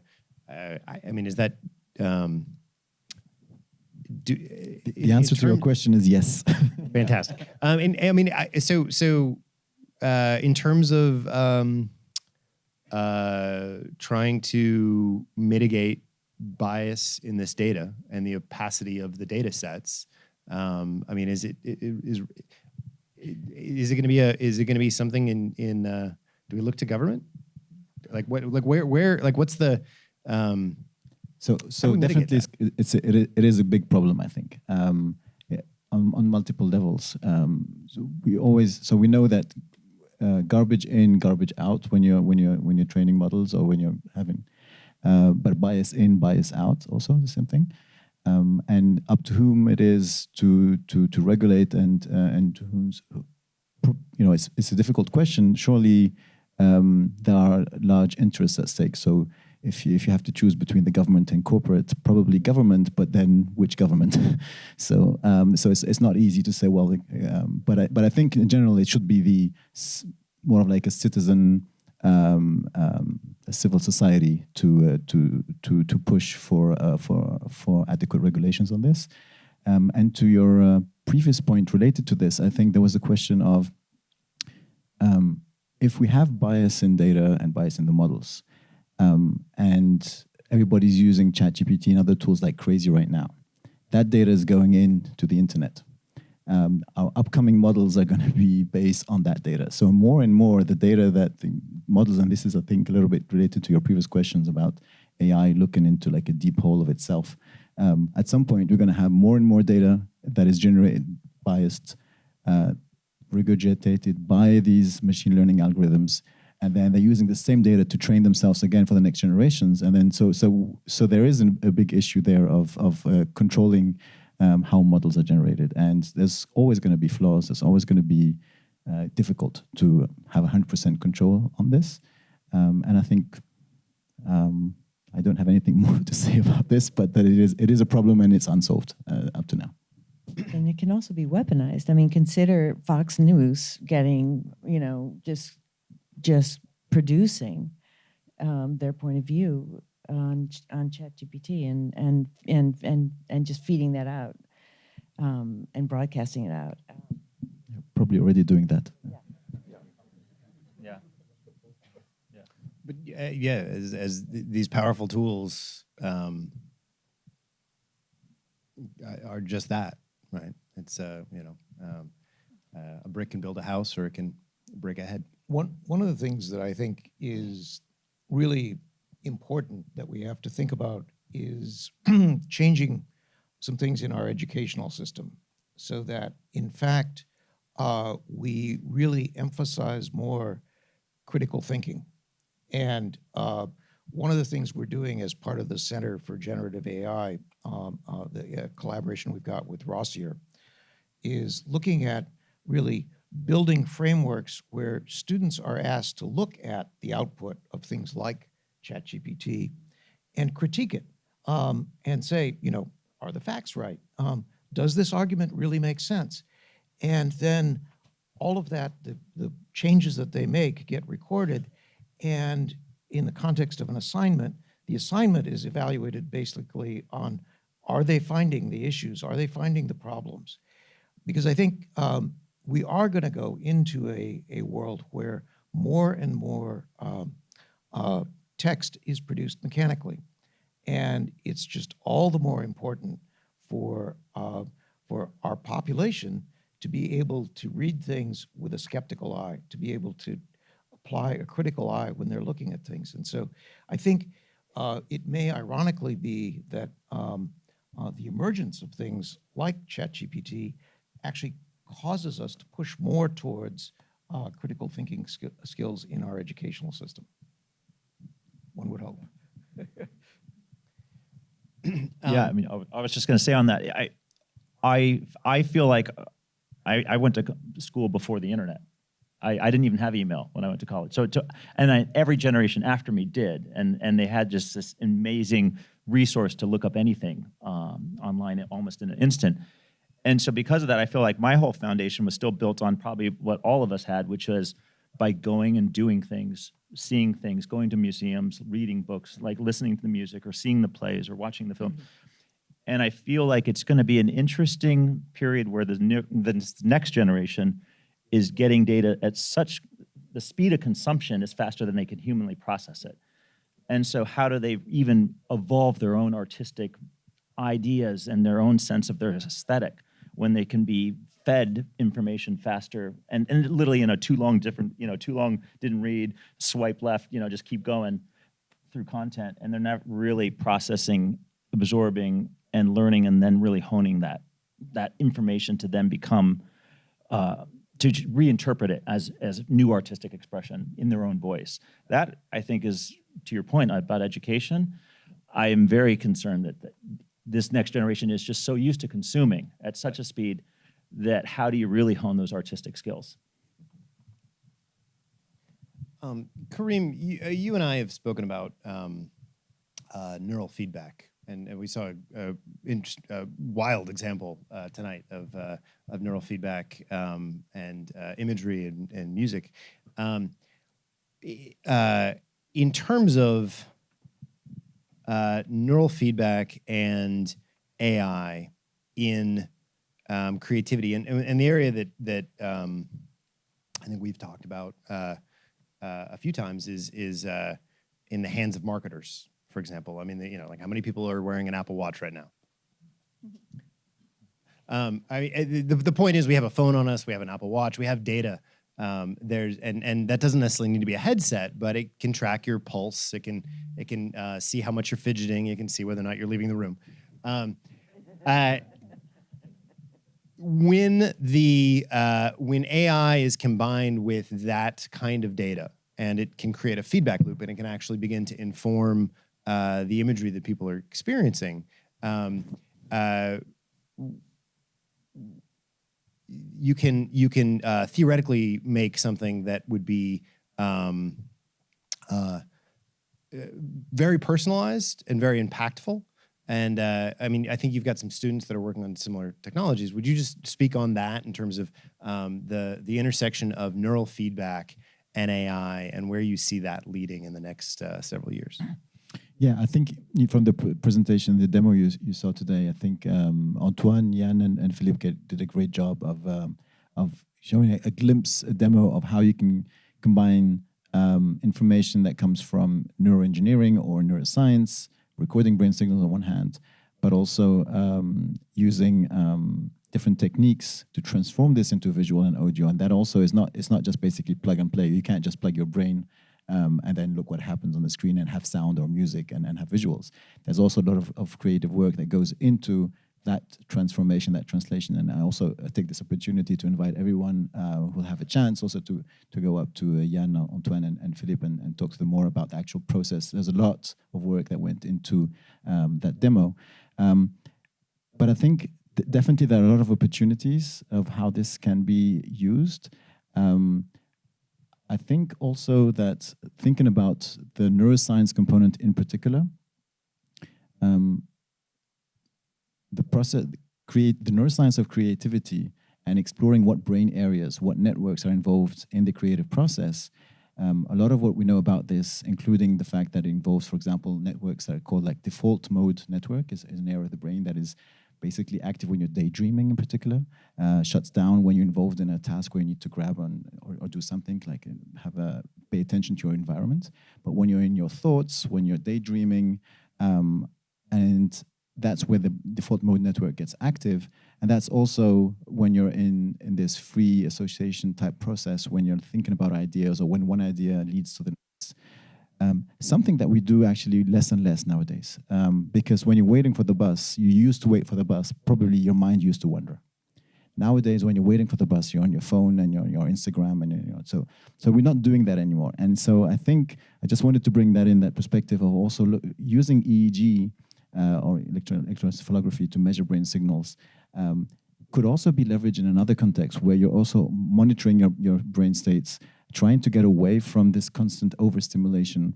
And maybe, so it has been used in the context of meditation also. You can look at your brain signals. Maybe you can enhance your meditation or your different type of introspection abilities by having this interaction with a neurofeedback system like this. So that's one way. And in the other direction, it would be using neuroscience to enhance the experience. So in other words, using EEG, for example, to create situations where, based on your state, as you saw this evening, the same movie could take different turns. It could become more. You can have different characters, different types of environments that give different colors and reinterpretation. So you could watch the same movie several times. But if you're in different states, you might have different movies each time when you watch them down the line. And I think that could be a very interesting tool also to bring out. As I said, the media is in the business of crafting and distributing brain states. That is literally the product of media, and without. But it's not neuroscientists doing it, right? Which is really interesting. I think what to your point about Fox News, right? Fox News stumbled upon something. Like a neuroscience fact, which is like anger is actually very addictive, and they just stumbled upon it as not a scientific fact. I think we have to kind of think about, well, what happens in the future where we understand the brain to the point where we can really sort of generate extreme emotions in a repeated manner, and so what happens then, right? So I think it's really cool. It's definitely very scary because it's not just impactful. It's impactful, but it's really hard to understand. And my issue is we're moving towards issues that are extremely impactful for society, that are really technical and scientific and really hard to understand. And there's a lot of people making a lot of money on just like spewing garbage about it or manipulating public opinion about it. So I think one of the things that I'm really, really passionate about is education about AI, education about neuroscience, and really trying to give people the tools to understand in what they're reading, to be able to parse out the good stuff from the bad stuff. Do you see a use for these tools to help filter? I mean, we're looking down the barrel of an onslaught. I mean, God help us in the next presidential election. The capacity to produce media using these tools is enormous. And I believe you said in your white paper, one of the big issues is going to be how to filter through that. Right.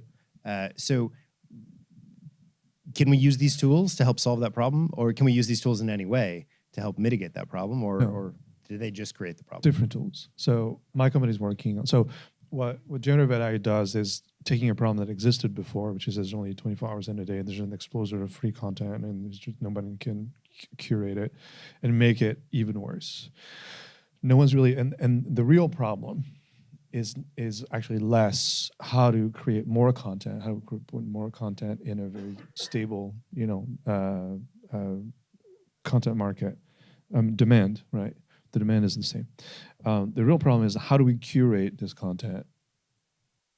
On the development side, how do we make something that resonates? What does that mean? Like, what should we make? Right? Once we have all these tools, that's cool, it's great, and faster and cheaper, but like, we should understand the main question of entertainment is what should we make? And then on the other end, for people also, right, now they have this like ocean of high production quality content. What should I watch, right? That is an issue that's above and beyond more complex than generative AI. That's the stuff we're working on. We're well on our way to build tools that are doing that and helping actually a bunch of studios do it. And that involves a sort of a high level, more symbolic understanding of narrative and storytelling and how that narrative impacts people. Right? I think one of the things that I'm really interested in what Kareem's doing is the extent to which it can understand and predict what kind of stories resonate with what kind of people, and how do stories even exist in the brain? I mean, they're the most important process, in human civilization. How does that work? Right? That stuff is really fascinating to me.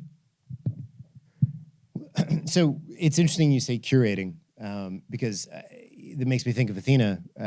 Athena, a large part of your job, correct me if I'm wrong, but it is curating material that comes to you and your company to decide whether it's something that you want to produce or whether it's something that there's a market for. Sure. On the one hand, these tools could be used by your team, your creative team, to produce higher level or more stories. Yep.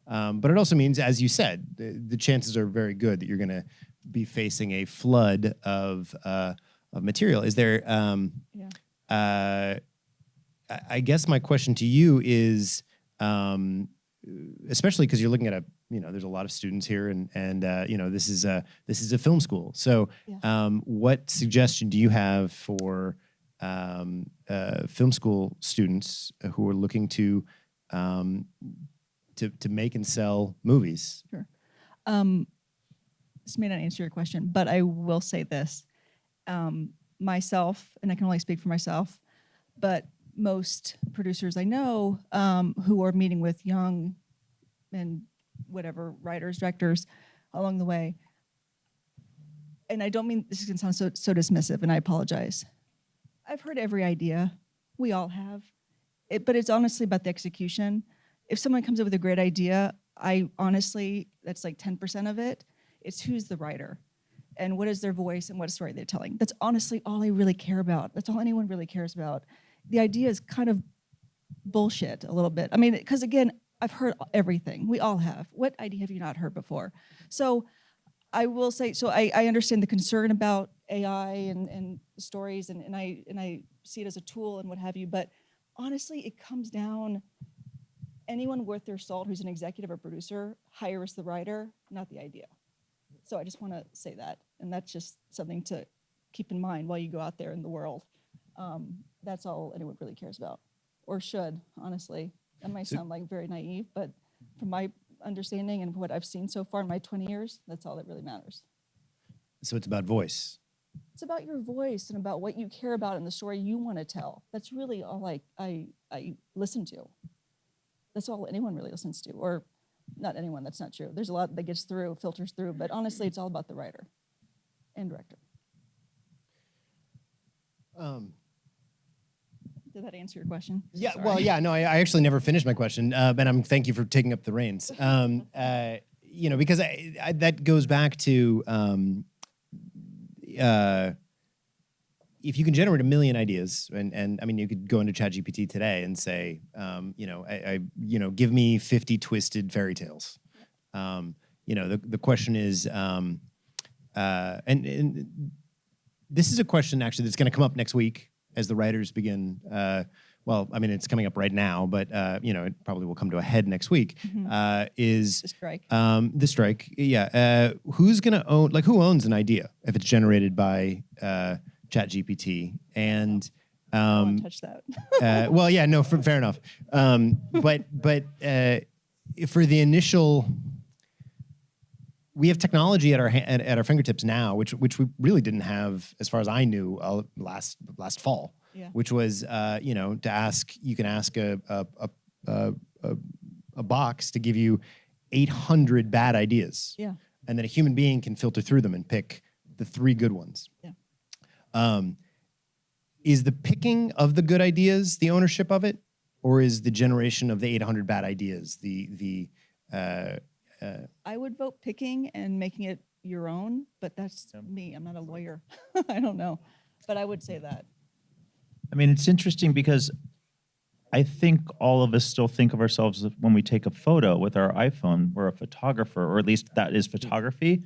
But there is so much software in that phone that is so beyond anything any other cameras had in history that it's doing things automatically that, I mean, I didn't learn the chemical process of developing. I mean, I actually did, but I mean, same. but there are many people that would never even think of it, but yet we still say that is photography. It is a fascinating thing to me when I even make a prompt and I put an image up, and yes, it was generated. I look at that as if that was my endpoint, then I really did not do anything. I curated a render from a very advanced system, almost like I talked to a Pixar rendering farm and just said, hey, give me this image, and it gave me an image. What I do like about some of the tools, and not all tools are like this, but some of the tools allow you to go in and manipulate and modify and really touch it up or personalize it, and just like you would in Photoshop or just like you would in any other paint program. And to me, that is where, if it's just one and done, type a prompt, you get the image, and you're like, oh, that's it, I'm done.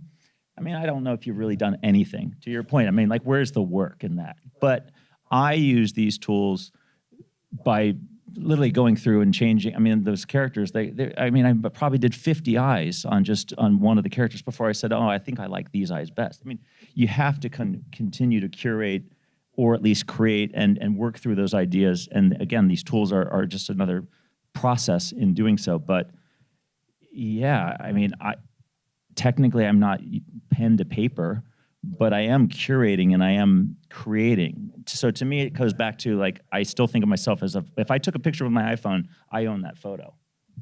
I did do something to capture that moment. Ideas are not objects. Only objects are patentable and copyrightable. Ideas are not objects. If you generate a recipe through ChatGPT, unless it's an object, right? Unless you put it in a book or you sort of put it on your website, it becomes an object, then it's defendable. Ideas are not defendable from a copyright standpoint. Only objects are. And to your point, right, it's at what point does the craft in the decisions, right? And at what point does knowing about the craft make you a better decision maker as a creative? So what I'm hearing is a consensus that while these are all tools that can accentuate the creative voice from filmmakers, as of yet, we don't actually have technology that has a voice in and of itself. Am I getting that general consensus? Yeah, that's correct. Good. I'll sleep better tonight thinking of that. I mean, I will say ChatGPT is nowhere as good. I mean, you said in your data, in the charts. I mean, GPT-4 is so much better than Chat. To me, I wouldn't even bother with ChatGPT. It's like talking to an elementary school kid. But GPT-4 was the first one when I started using it. It's changed my perspective of this is just some sort of weird assistant that may or may not know things, and they just give me a bunch of mostly gibberish, to, wow, this is a collaboration tool. This is something I'm actually creatively collaborating with. And that, to me, was a weird turning point with using these large language models, where I felt like I was in a writer's room with GPT-4 more so than I've ever felt with any of the other tools. And so I think there is a clear difference. So that makes me wonder, what is GPT-5 going to suddenly allow? I mean, when they release it, who knows? But it is staggering how much better it is. I think the amount of time you spend learning the craft, I think I have an answer to my question actually for the first time. I think the amount of time you spend learning the craft makes you a better decision maker. I think at the end of the day, it's the amount of time that you're spending, right? So I'm a huge Prince fan. And if you look at what his day looked like, he would just, with making music, literally 18 hours a day, 7 days a week. I think at the end of the day, that's what makes a difference. And I think you're gonna have just just like ChatGPT is just a whole bunch of like average sounding boring text. You're gonna have a lot of have high production quality, empty garbage.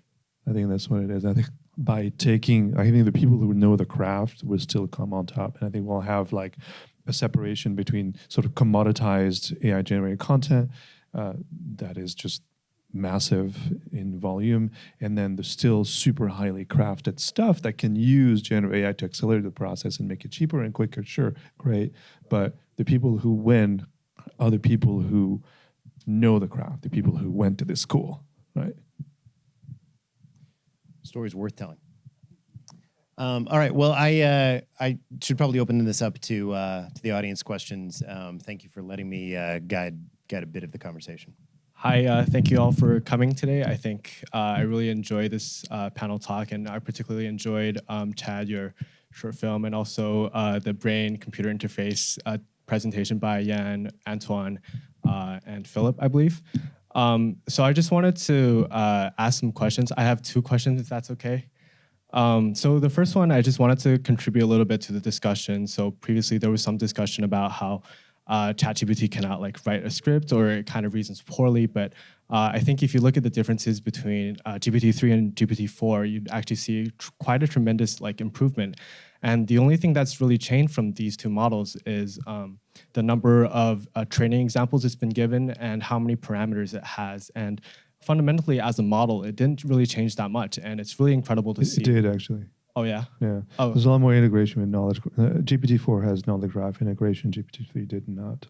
Okay. Oh, I didn't. It's a huge difference. Huge difference. Okay. I just wanted to sort of, in my opinion, I think it's quite incredible how we can just train a language model to sort of reason very well. If you look at if you prompt ChatGPT for novel examples to logic games, it actually reasons quite well, and it's quite fundamentally striking how well it reasons. And I think to some extent, yes, they are just statistical models of the language that it's trained on, but I think to some extent, our human brains are also just kind of statistical models that are slightly more advanced, maybe it's not just next token prediction, but more longer time scale. We can predict, we can plan for the future more than just the next token. I predict that you're a computer scientist. I do a little dabbling in computer science. Okay. This is a very computer scientist view. The brain is far more than a statistical model. And you said that GPT-4 can reason. It can look like it reasons. We actually don't know if it has any kind of reasoning mechanism at the end of it. It does have deep knowledge graph integration, so it is able to manipulate symbols a lot better than GPT-3. But whether or not it reasons is up for debate. There's a lot of simple logical things that it's not able to do, right? And so, to your point, it is way more intelligence will arise from non-learning mechanisms. Right? We've got learning, it's great, we've got that down. It's hard to design systems to learn from messy data, messy, incomplete, small data sample. I think the future belongs to the people who can create intelligence that is not like the parts of intelligence that are not related to learning, the stuff that I was showing up there, right?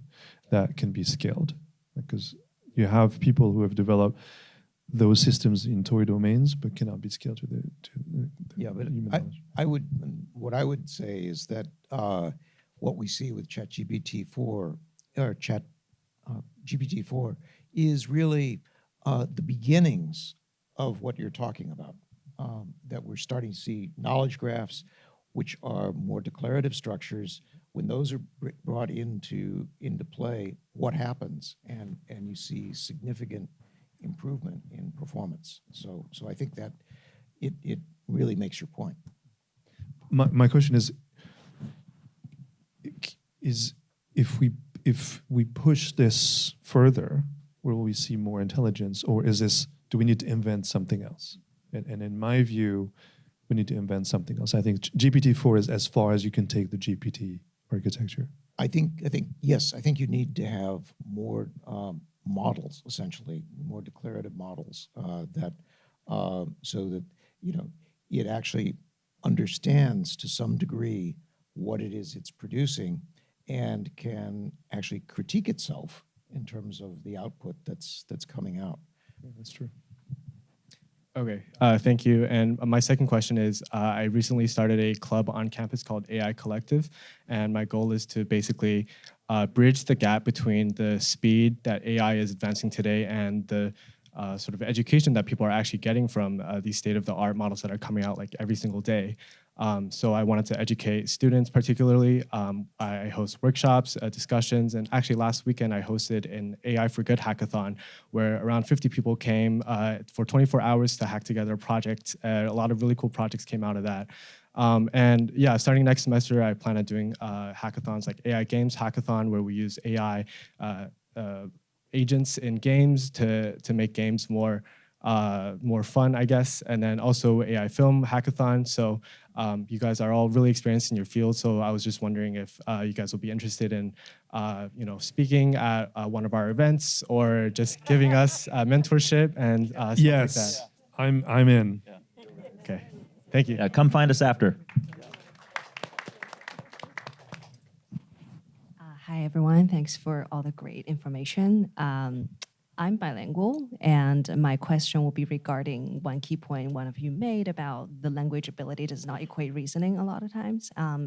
So I wanted to ask, where are we at in terms of, gathering the results from other languages users playing with these chat tools and language-based programs, and have most of the research we have around AI, ChatGPT, all of them predominantly been done in English? And do you anticipate new discoveries if these tools all become more widely used in other, say, French-speaking regions or Chinese-speaking regions elsewhere in the world? Where do you see that? Yeah. It would be, so the training set would be smaller, I'm assuming, right? And it would be the same architecture, right? So a transformer can be trained on English text and French text or Japanese text. The transformer will take the grammatical structure and the diversity and the state space of the text and sort of abstract it into mathematical vectors. And then you have another network, which is that's called the encoder. You have the another neural network, that's the decoder, that will take that mathematical structure and represent it into text. It's the same process. So that's a really good question, actually. It's the same process. I don't know if the training set would be equivalent. There's probably less text in French than there's in English. Probably less text overall, but the interesting thing is there would be a different world perspective, very likely. Yeah. When you switch languages, you see a different world perspective. That's true, And so that would be reflected in the output. And the interesting thing is, suppose that you took you trained with one language and then output in a different language. Would you see, for example, if you trained it in Chinese and then output in English, would the output look substantially different than what you would get from the English-based version? It's an interesting experiment. That's cool. Yeah, definitely.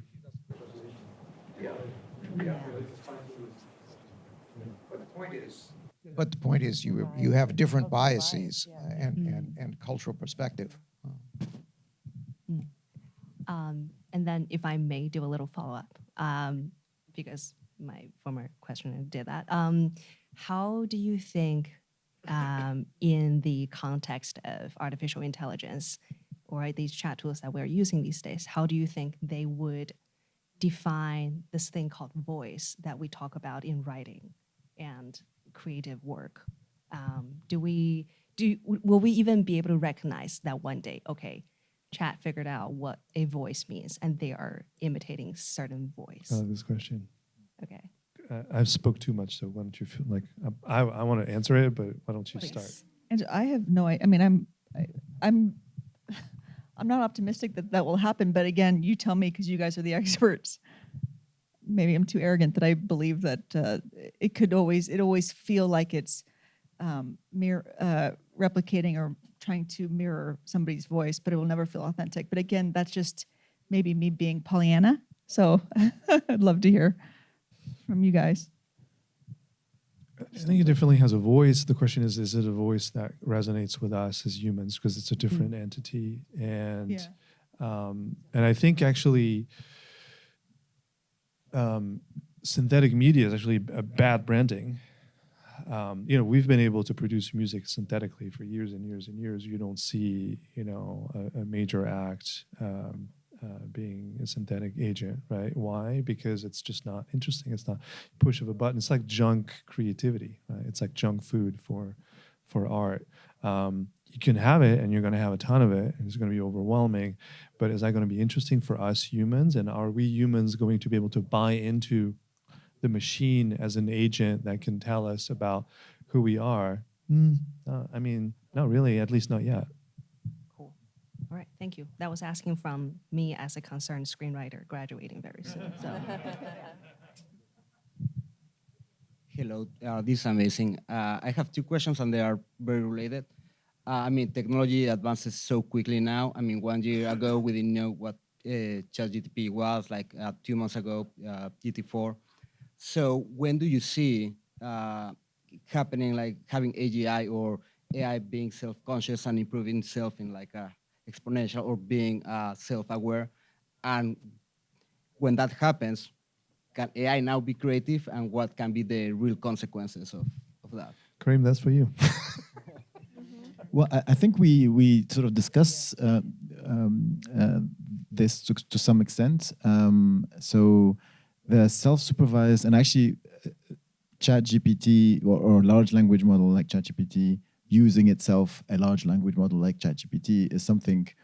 For example, we're talking about producing many options, and then the human creative is going to go through that and choose the ones that are good, right? But even that step, you could imagine in an extension, you're going to have another layer of large language models that are given the task of identifying what would work best with the audience, or this specific type of audience, or what's going to have more success. So you can build models. You can build also models of different types of consumers for any product, including the cinema. And so you could imagine that bit by bit, the component or the tasks that are taken by the machine are going to increase. Does that mean that at some point they're going to become self-aware? I don't think that's what's going to be make them self-aware. And so I think your question was finally whether when will it happen, and what consequence can it? So when the singularity is going to happen? Yes. When it's I know it's very abstract, but Yes. there's some experts that say 10 years. Yeah, I think these numbers keep changing. So the predictions 10 years ago were somebody said 2034, and then Right. so these numbers keep. It depends who you ask and when you ask. We're particularly terrible at predicting the future. We can invent the future, but we're not very good at predicting when it's all going to happen. You may remember back in 2015, it looked like self-driving vehicles were just around the corner. And they're not here yet. At the same time, it looked like the game of Go was something that was going to take forever for computers to be able to solve, and they've actually met that challenge. So it's you ask a bunch of computer scientists or anybody about when something's going to happen, and you really shouldn't put much weight in what they predict, I would say. There's only one detailed framework for artificial general intelligence. My friend Ben Kurtzel wrote it a long time ago. I think it was 15 years ago. The book is called Engineering General Intelligence, and actually Ben invented the term artificial general intelligence. 2 volumes. You got to be really motivated to read them because it's pretty boring. It's amazing. You got a lot of Adderall. It's incredible. So Engineering General Intelligence, Ben Kurtzel, Volume 1, Volume 2. And it is the only known framework for AGI out there. It's a really, really good one.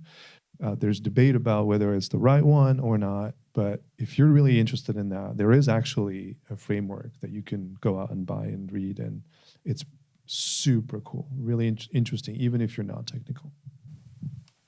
And the second question is like, a lot of experts, including Elon Musk, Steve Wozniak, wrote a letter asking for a stop on the AI development for 6 months. And the letter also received a lot of backlash because they say they were overreacting. But what's your take? And do you think they should slow down the developing of No, that's AI? that's garbage. That's just complete garbage and hype.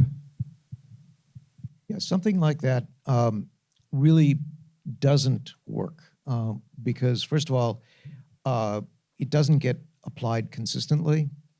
And there's a real danger in that too, which is that the research then becomes hidden. Rather than being out in the open, it's done behind locked doors, and nobody ever hears about it until it's suddenly foisted on an unsuspecting world. So I think a letter like that, although well-intentioned, actually wouldn't, if it were implemented, wouldn't really accomplish any of the stated goals. I think the idea, as you were just saying, behind the letter, and in general, the invitation to sometimes pause and think about what we're doing, why we're doing it, and can we do it in a better way, and what are the risks, and are there safeguards that we need to think about, and we need to put them in place as soon as possible. How do we deal with problems like bias and misrepresentation, or how is current AI having different impacts on different communities? Is it serving others? Is it making? Is there So there are a lot of questions that we need to think about. I think the sensational aspect of that letter, the call for the 6 months pause and all these guys, that's, I think, was just mainly to draw attention, and it did. I don't think, as you were just saying, Bill, I don't think anybody or any company can say, okay, we're just going to halt now 6 months, and then on this date you can all continue your lives as usual. Just go take a break for 6 months. That's not the way it works. And even when you're not coding, you're probably still thinking about things that you can implement. So I think it was more like to attract attention. It's always good to think about what we're doing in general, I guess. But I don't think it was really intended for a real company to sign up letters saying we will not do anything for 6 months. Perfect. Thank you so much. Hello. Thank you so much for everything you're sharing. Just a quick question. Given all of your different perspectives and backgrounds, do you think society, as it is right now, can endure these changes that are coming? Or do you think that we're going to struggle a lot? Just curious, like a sentiment, kind of, because you have a different perspective. So I would love to know whatever you got.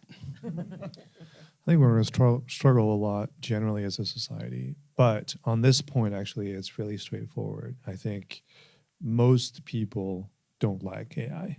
They don't want it, right?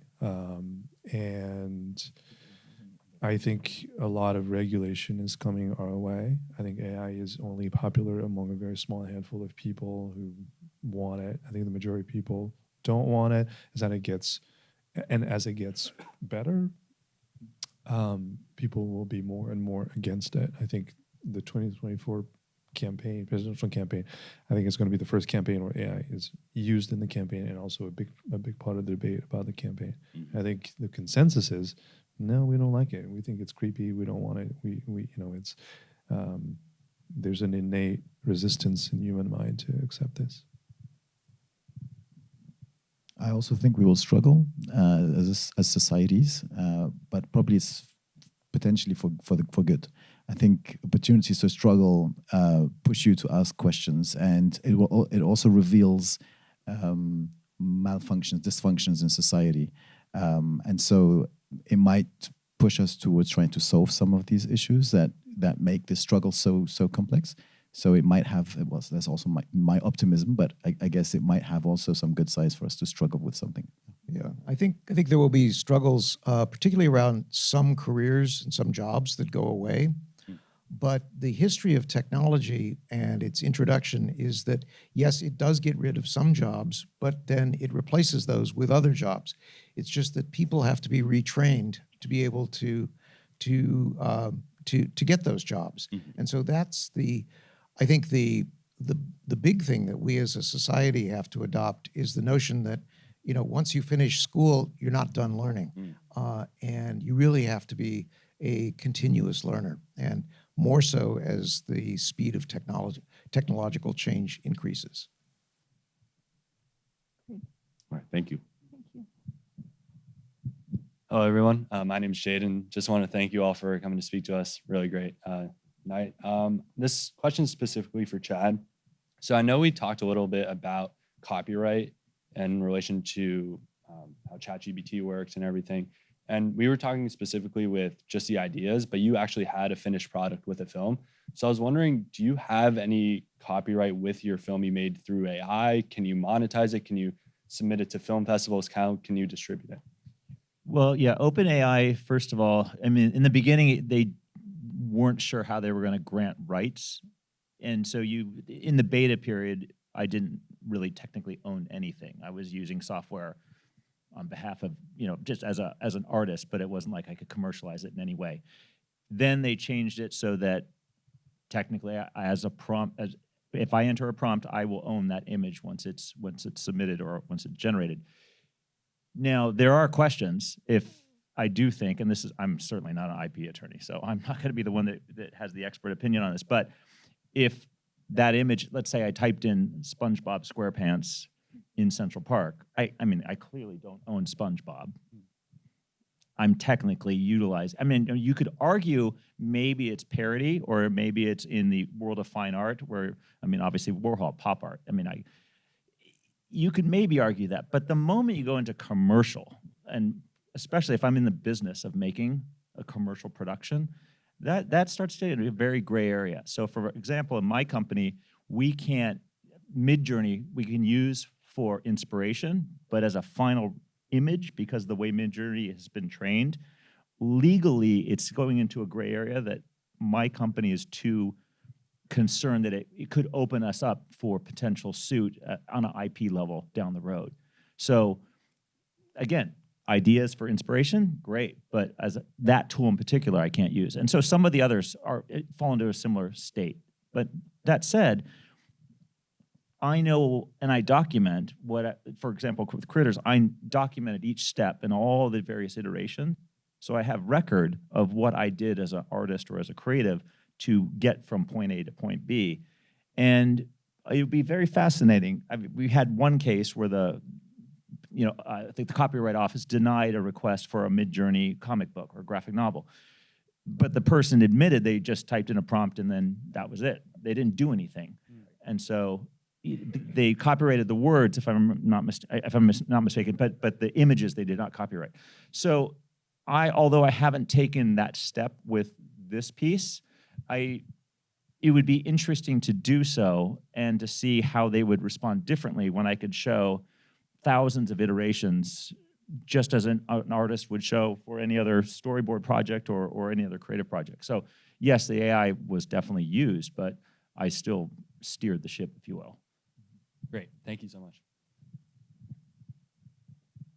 I wanted to thank you all for being here. It's been a very informative and wonderfully human conversation about AI.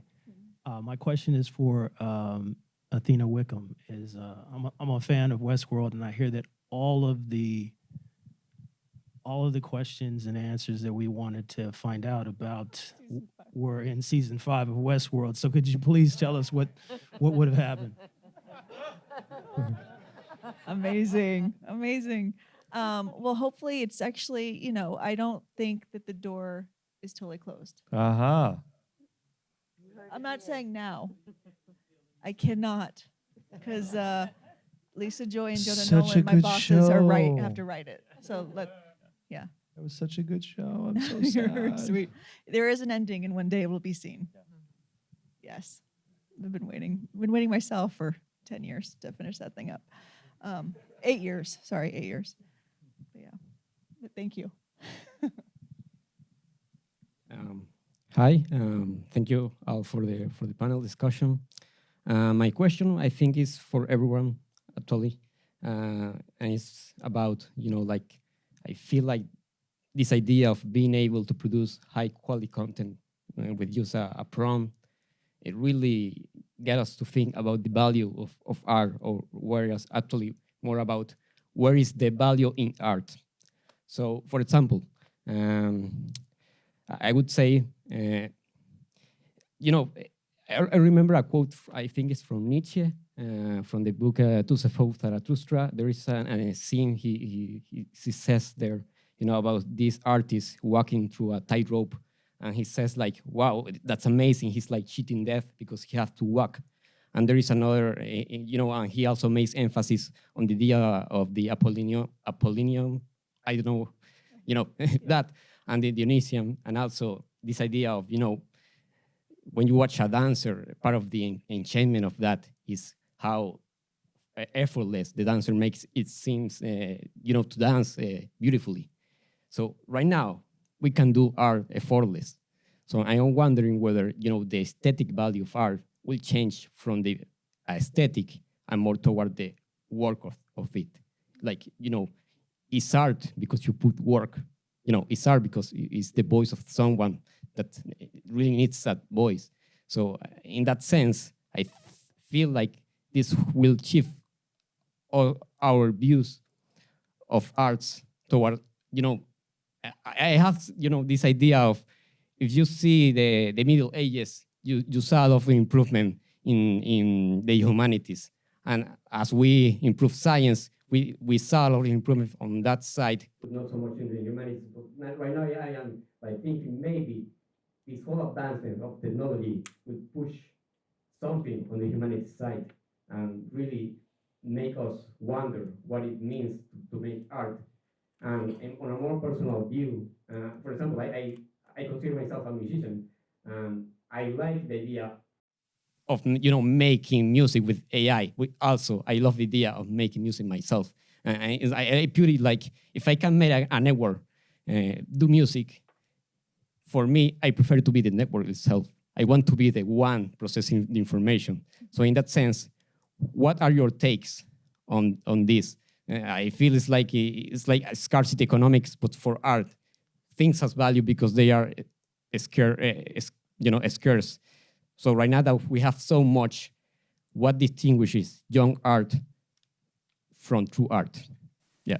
I mean, I think it's all so subjective, right? I mean, I think you kind of answered even your own question a little bit. No, it's beautiful, beautiful. But again, I feel very Pollyanna when I say this, but I think unless everything,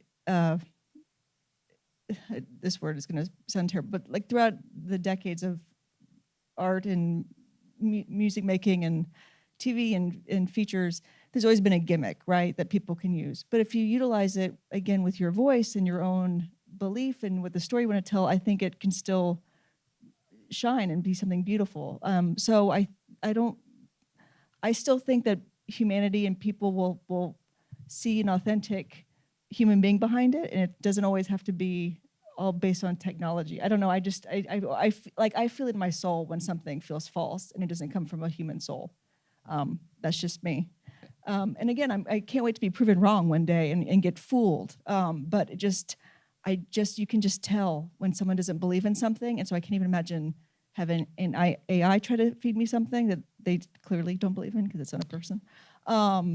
Anyway, I'm rambling now. I apologize, but It's a rambling topic. Yeah. it's beautiful. It's beautiful. Somebody else, anyone? I think no good art can come from something or someone that isn't afraid to die. I think at the end of the day, it's our mortality that makes us great artists. I think an agent that has no concept of time and shortness of time and this sort of breathless race towards, greatness cannot make anything interesting, truly interesting that speaks to us. Good night, everybody.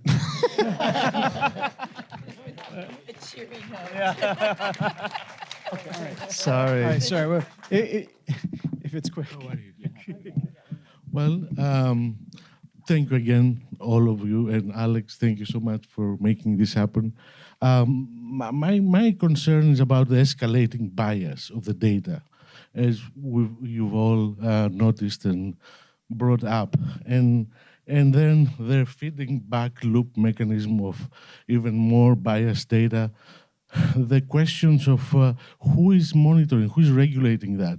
Is it Chile's Pinochet government that's making the rules, or is it some other government making the rules? Well, we've done such a wonderful, or set of wonderful example with social media. I feel like, I think we're going to be fine with AI. Yeah. For example, you may be surprised from my complete lack of accent that I'm from Greece originally. And so please let's make sure all of the Greek texts, ancient ones, are in the data set. But please, you don't need to get any Turkish stuff there. I mean, there's no need. They're not reliable. I will say this about the one thing when we talked about fears, as artists and as storytellers, I am very excited. I'm very nervous about marketing and advertising and how advertising will start getting very, very laser focused on knowing exactly, oh, you want to buy a car and we know you like this color. We know you respond to these people. We know you respond to even these settings because you were looking in the travel history for that destination. So we know you want to go to Big Sur. So we're going to show you that exact ad. And so thus your vision of the world is just going to start becoming this very interesting, very small lens. Yeah, and I think the marketing side of AI and the potential, just as we talk about deepfakes and politics and that, man, my Super Bowl ads in 10 years, I know are not going to be the Super Bowl ads you see. They're just not. So I don't think that's going to happen, and I'll tell you why. Cool. Debate. The past isn't a good predictor of the future. Like if we keep showing you the stuff that you've seen before, it's boring. Again, it all goes back to interestingness. In everything that human minds find interesting, there's something about that you already know about and something that you don't know. The question is, what do we show you that you already know about, that you're comfortable enough to lean into the content? And where's the innovation? Like that's the stuff that I'm really, really interested in, is when you look at media and you look at interestingness, you look at that ratio of attributes that are known to unknown and the need for the brain to train on new data. Where do you put the newness? And if you think about all of the stuff, including Westworld, that was very, very successful and very engaging and amazing, it has this ratio of like known to new, known to new, known to new. So that future cannot exist because it's not going to work.